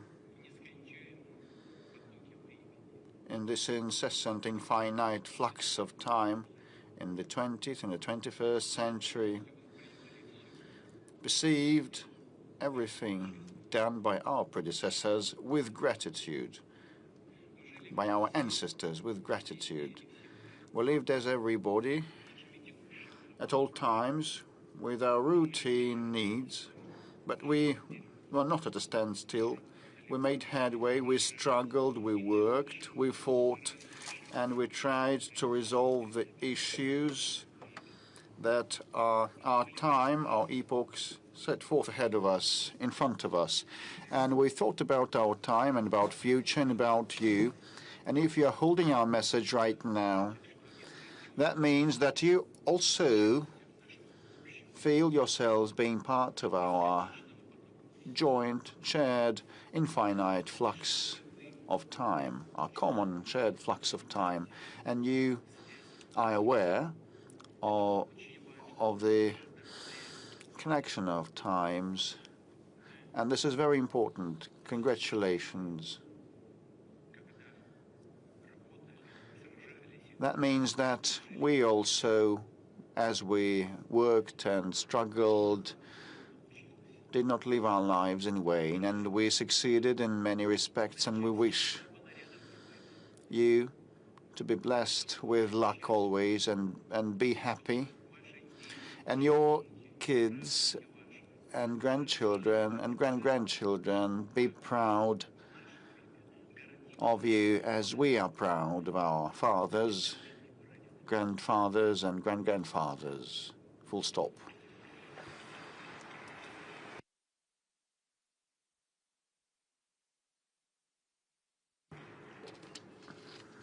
Mr. President, are you collecting information or material for future memoirs, as other world leaders know? I just think that one should keep working, because memoirs would assess those who write them. If people consider it appropriate, let them assess me and my work and the work of my team and all the people that are behind me. You've been telling about the achievements of the country. What about your personal achievements? My personal achievements are inseparable from the achievements of this country. This is what I live by. I work day and night. Have you ever, once in a lifetime, sent a message via messenger? Have you done a video circle and sent it to your nearest and dearest? No, never. So I saw your flat at Kremlin's. It's quite bad. An empty fridge, just one Razhenka dairy drink. Where is coziness? You know, all that was designed by the previous head of operations unit under President Yeltsin, and no repair has happened since. Actually, I think, well, we should ask Mr. Borodin. That was done under the standards of maintenance and operations. So that was designed to provide opportunity for rest and recreation in the daytime. I doubt President Yeltsin spent nights there, but I live there. This is just the coincidence of circumstances. I'm satisfied with everything. This is first thing, and secondly, comfort and coziness are created by people. So when my family members appear there, I just feel cozy. Do you have any professional deformations or distortions, professional distortions? Well, yes, as any other man, fully submerged in the work. Which moment or development of this year you memorize in the first place, and which would you like to forget? Well, with respect to which I memorize in the first place and recall in the first place, it is very hard to say, but I think that the New Year that we celebrated last time happened 2 to 3 weeks ago, and this is not an overstatement. Everything is so compressed, and we have had many positive developments since then, and at the Defense Ministry college meeting, I spoke about the development of our armed forces that have become the most combat efficient in the world, given the advances in the strategic arms that we have had. And these are major landmarks in the life of our country, not the armed forces alone. And we have been able to preserve the resilience of our economy, and many decisions were made to this effect. And these are positive developments, without a doubt. And speaking about what I'd like to forget, well, I have my own view on that. If you want to forget something, that means that there was a failure, or you did something in a bad way, and you should not forget that. You should rectify your mistakes and correct your mistakes and make conclusions. Which trait of your character you dislike? Is there one? Well, listen. Oh, people just wonder. I'll try to respond. Well, my life is, absolutely conspicuous in front of the cameras, and speaking what I like and what I dislike in myself would give rise to rumors and idle prattle. And do you have a true faithful friend? What is true friendship? It's a matter of notions. In the first instance, true friendship means mercilessness. And in my situation, some people around me are tempted to try to lay their hand on that, and I can state with a firm that those people whom I believe to be my friends, and I have such people, I believe in a very reserved way, and I'm not ashamed of them. What motivates you and makes you move forward, and what keeps you in high spirits? What motivates me and makes me move on it's about the trust of people. And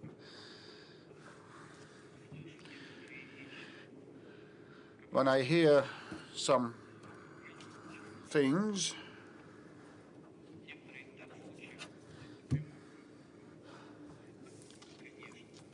well, some of the things sound in a jarring way, and others are inspiring, and they are motivating. The confidence and faith in the future of Russia, which is what prevents me from losing heart. What is the best thing for a boy aged 13? Excel at studies, or love of fatherland or motherland, or anything else? Well, he should love his mother, first of all. And this is not an irony. I once again would turn to Naran. He needn't speak up. I will say everything for him. We had a discussion the day before yesterday when I invited him to come to the Kremlin. And previously, when he had made a report, I had asked colleagues to ask what outstanding issues are there, including some routine things and day-to-day life-related things. And we talked with him. And Naran may forgive me. I think he'll forgive me. I just asked him, what would you like? And he responded, my mom is elderly and she has some health conditions and problems. Will you please help my mother? And such an attitude towards one's mother is not merely an attitude of one person to another person. It's a mindset, a mentality. So people with this attitude become heroes of Russia.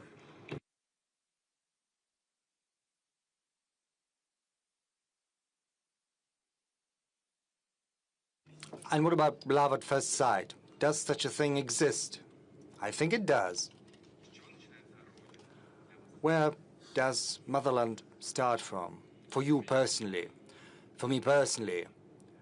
Well, it starts with my parents.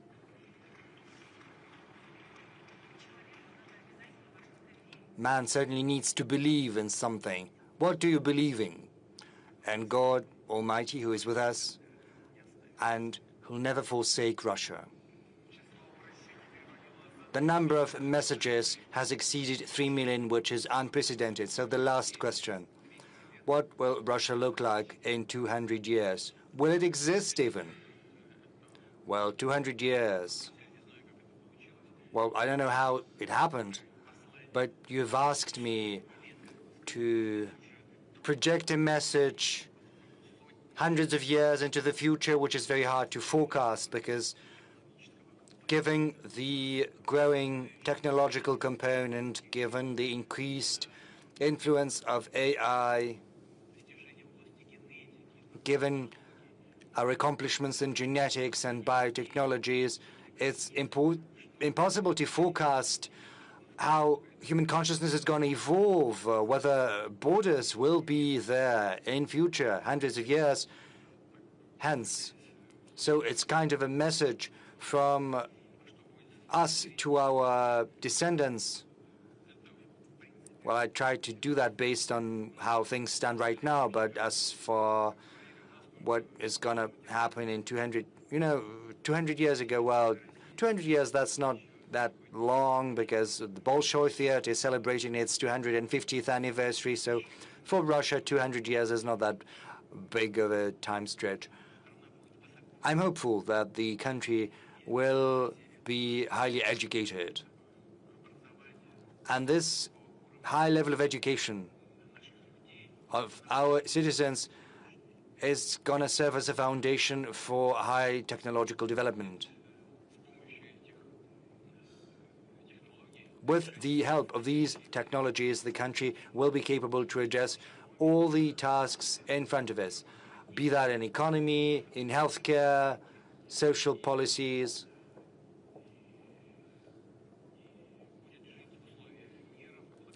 It'll be living in peace, prosperity, having built ties with other countries on the basis of mutual respect between itself and its partners and all the actors of international environment. Thank you. Well, yes, just a moment. I promise this is not the end. Well, please, please.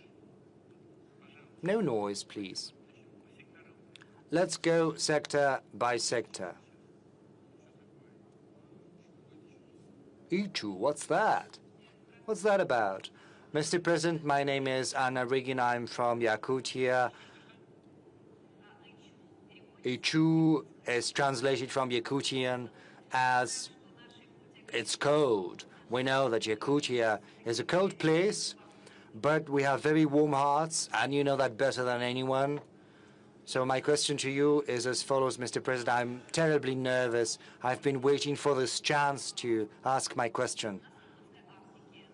In the Arctic, in Yakutia, the electricity tariff for hospitals, schools, and other social facilities has grown 10 times over the last 4 years, from 5 to 50 rubles per kilowatt hour, which is an enormous burden, given the fact that the efficiency is not growing at all.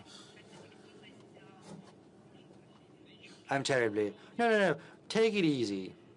Go ahead. But unfortunately, there's a high level of incidents, and you know that in the Arctic and the North, an accident is almost a catastrophe. So is it possible to add the special allowance to us, which used to be in place in the Russian High North and the Far East? You've been to Yakutia. Maybe you'll be in Yakutia in winter. And with due respect, we'd like to interview you. And if you come to see us, I'll be happy to be the one interviewing you. Thank you very much. Thank you for your high words of appreciation, for the words of thanks to the Kremlin pool. Yes, as for us, the special allowance, we'll take that into account. Your economy is growing. It requires an increasing volume of electricity at competitive prices. The coal-based generation is developing, but other sources can be contemplated as well. And we are doing the work already in settlements and cities where the requisite infrastructure has to be set up, both social infrastructure and economic infrastructure. I'm not going to go into detail, but we know the problem, and we'll certainly look into that.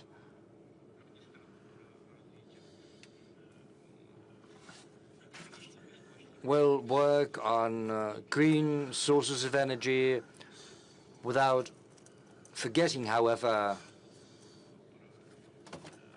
either gas-based generation or oil-based generation. Another, fuel oil, of course, is not that efficient as a source of energy, but we'll certainly use different sources of energy and will also increase the capacity of the grid. Well, certainly keep Yakutia in mind, because Yakutia is the treasure trove of mineral wealth, which still waits its hour to be extracted. Rest assured. And I've jotted it down. We'll look into that. Artificial intelligence. I think that's relevant. Go ahead, please.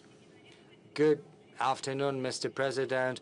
360 TV channel, Regina Orekova. You've spoken about AI today, and you said it will not allow Russia's dependence on foreign neural networks. Does it mean that ChatGPT and other foreign neural networks are going to be prohibited? Is there going to be a special type of regulation in the field? And second question, if you'll allow that, you said that love at first sight exists. Mr. President, are you in love? Yes, I am. That's the answer to the second part of your question. Whereas the first part of your question is concerned, I can tell you that we're not going to prohibit anything. There is Russian legislation. If there are certain violations of the legislation, then restrictions are put in place, but we're not going to introduce any bans or anything like that. Tomsk, please. Yes, please, go ahead.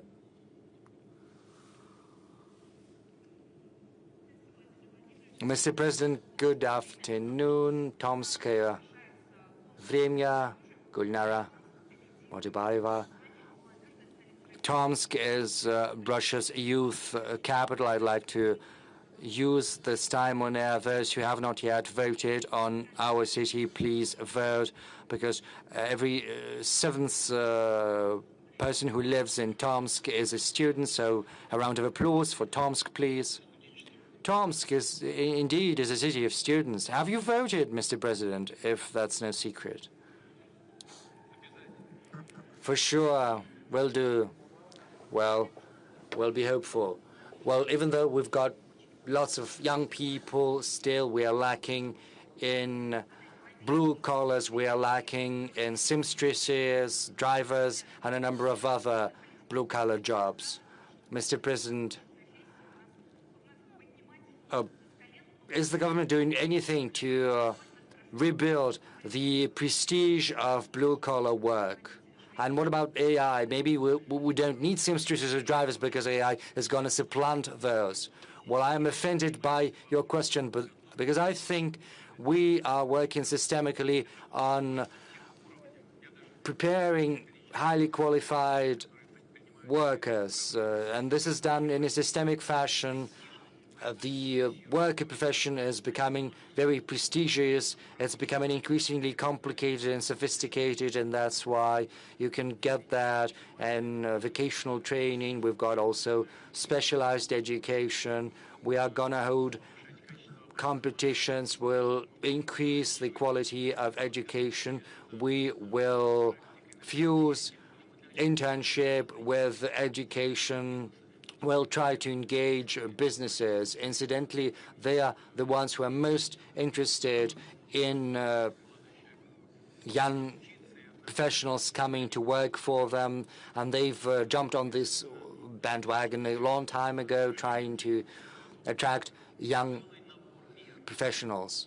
There's a whole set of measures, a whole range of those, and we'll only expand them. Unfortunately, we're getting breaking news. This is very important for one of those who is here. TASS is reporting that the girlfriend of Kirill Bazhenev has agreed to your proposal. She'll marry you.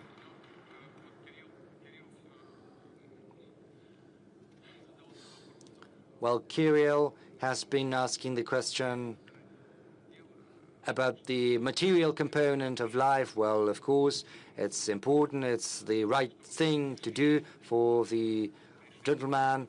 He is the one who's supposed to contribute to addressing these material.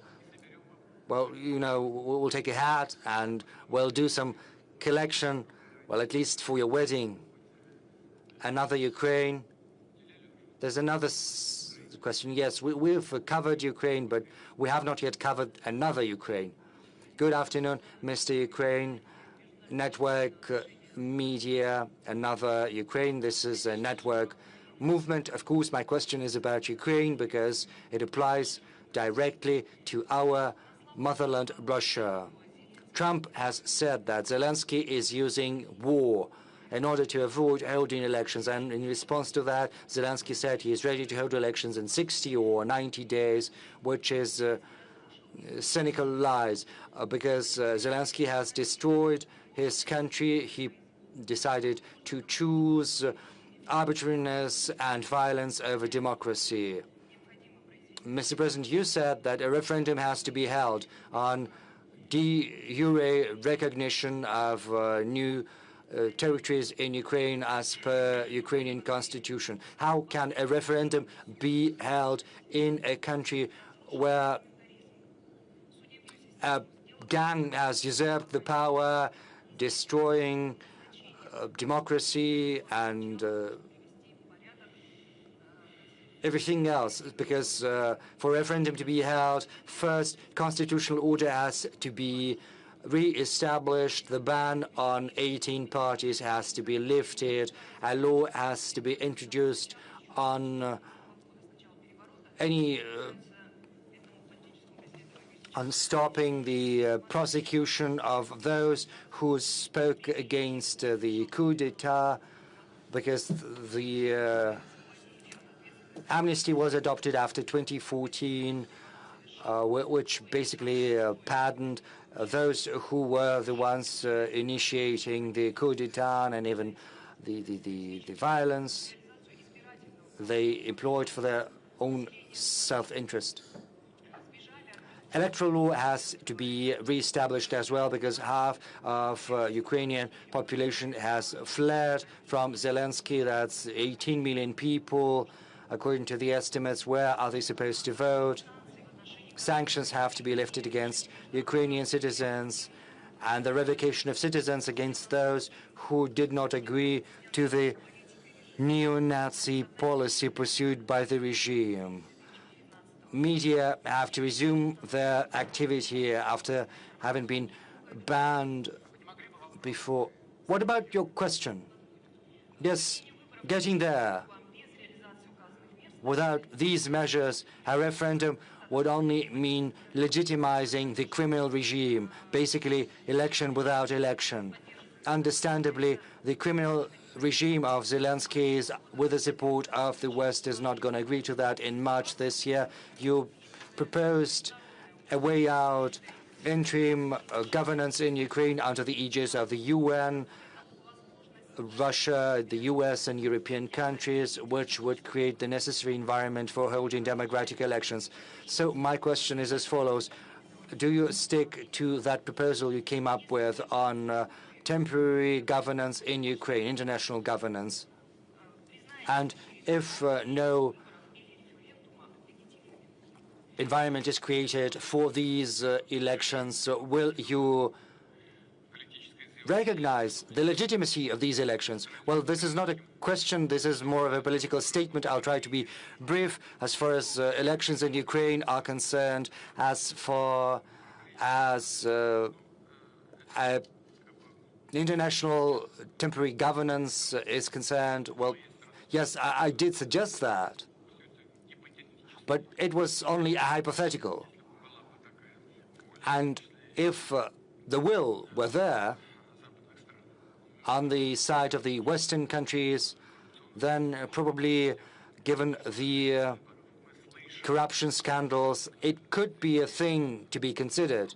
But as far as elections go, we hear statements from the heads of the regime. They insist that the Western countries and the US, and allegedly they are ready for those elections. Well, Western countries have to ensure security. That means they want a ceasefire.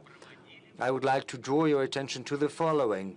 Well, Russia did hold elections, both presidential elections, municipal elections, and regional elections. In September, Russia held another round of elections. But who ensured security during those elections? Quite the contrary. There were attempts to sabotage those elections with the view to dismantling our internal unity. There were strikes against poll stations. I think that was in Donetsk, People's Republic. People were queuing at the poll station. A shelling started. People went to the shelters, and once the shelling was over, they came back and they cast their ballot. We never demanded anything. We just did what we thought was right. And I think the current representatives of the Kyiv regime could do the same if they truly wanted that. However, if they want to use the elections solely to put an end to Russia's advancement on the battlefield, then they are wrong. That said, I'm going to say something which is probably going to sound surprising. We are willing to think about how to ensure security during elections in Ukraine. Well, we could refrain from strikes in the depths of Ukrainian territory on election day. But there is one nuance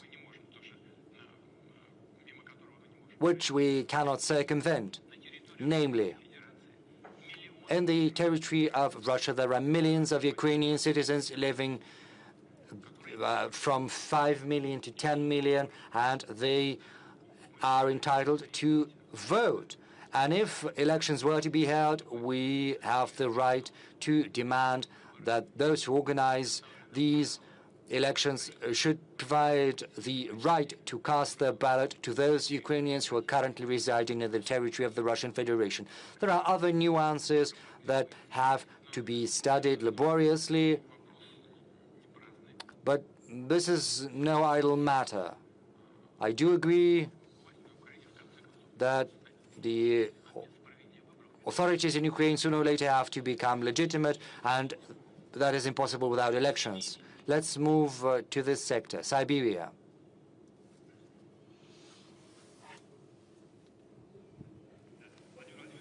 Mr. President, good afternoon. Hi, my name is Denis Shaluta. I'm a blogger from Siberia. I've got a TG channel. I cover social, economic news and the development of Siberia. Since October this year, there are rumors circulating around the establishment of a cluster for deep processing of rare earths and non-ferrous metals. Do you think this is the best solution to provide our economy with critical metals and to relaunch Russia's industrialization? Because the prospects are enormous, they're huge. There is a will at the level of the Russian government to complete this project. This is a very interesting project. And, right along the line, these plans were formulated back during the Soviet times. This region is very promising in that it has almost 360 sunny days. Even though it's in Siberia, the climate is very good. And there are huge opportunities to extract minerals and process them. The logistics is very good. Certainly, this cannot be addressed the way it used to be during the Soviet times, through Gosplan and through allocating the requisite budgetary resources. That has to be done via modern means. We need to make companies interested so that they would invest and the state would provide the necessary support. In general, such work in order to implement projects on this promising land is underway.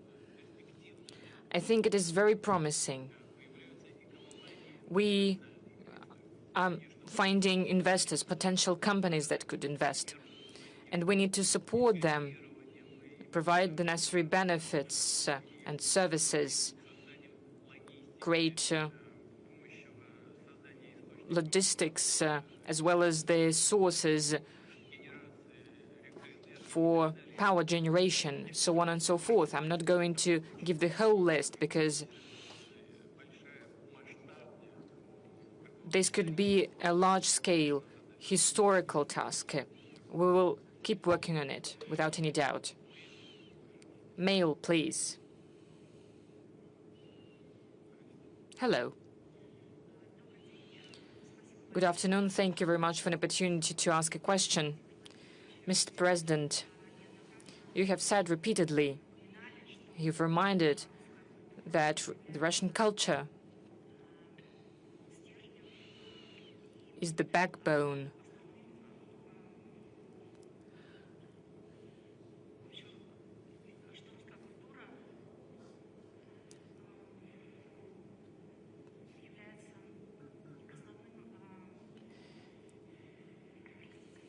I'm sorry about that. Just don't worry. Well, you say that this is the basis for the development of society. It's important to preserve historical memory and the cultural diversity of Russian peoples. What are the cultural projects and initiatives priority for you personally? And will Russia protect the Russian-speaking people abroad? You spoke about prioritizing. Yes, I spoke about prioritizing the cultural projects, and will Russia protect Russian-speaking people and the Russian language abroad? And the question is, will there be created a program in Russia, a program for people that will be specializing on fighting information war being waged against us by the West? Are we going to create a specialty that will be program for specialists concerning information wars? The next question is about the prestige of the work of teachers. Well, regarding the protection of our compatriots abroad, of course we'll work on that, and we're working on it. We'll keep doing that. What I would like to draw attention to is what we're going to do about that. We need to do everything not to make the situation of our compatriots even worse, so we need to be very careful without using aggressive means. As for training information wars experts, well, it's not really combinable. As for the war experts, we have such. We'll keep training them, given that this is the part of improving armed forces. As for the work with the compatriots in total, this work is underway. We'll continue it.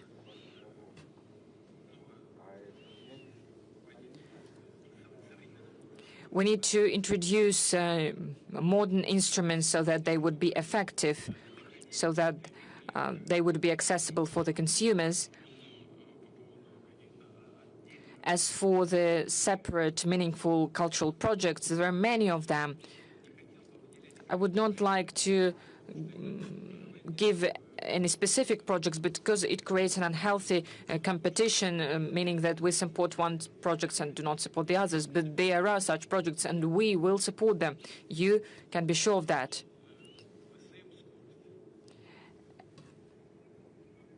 VSM Scorist, please. Hello.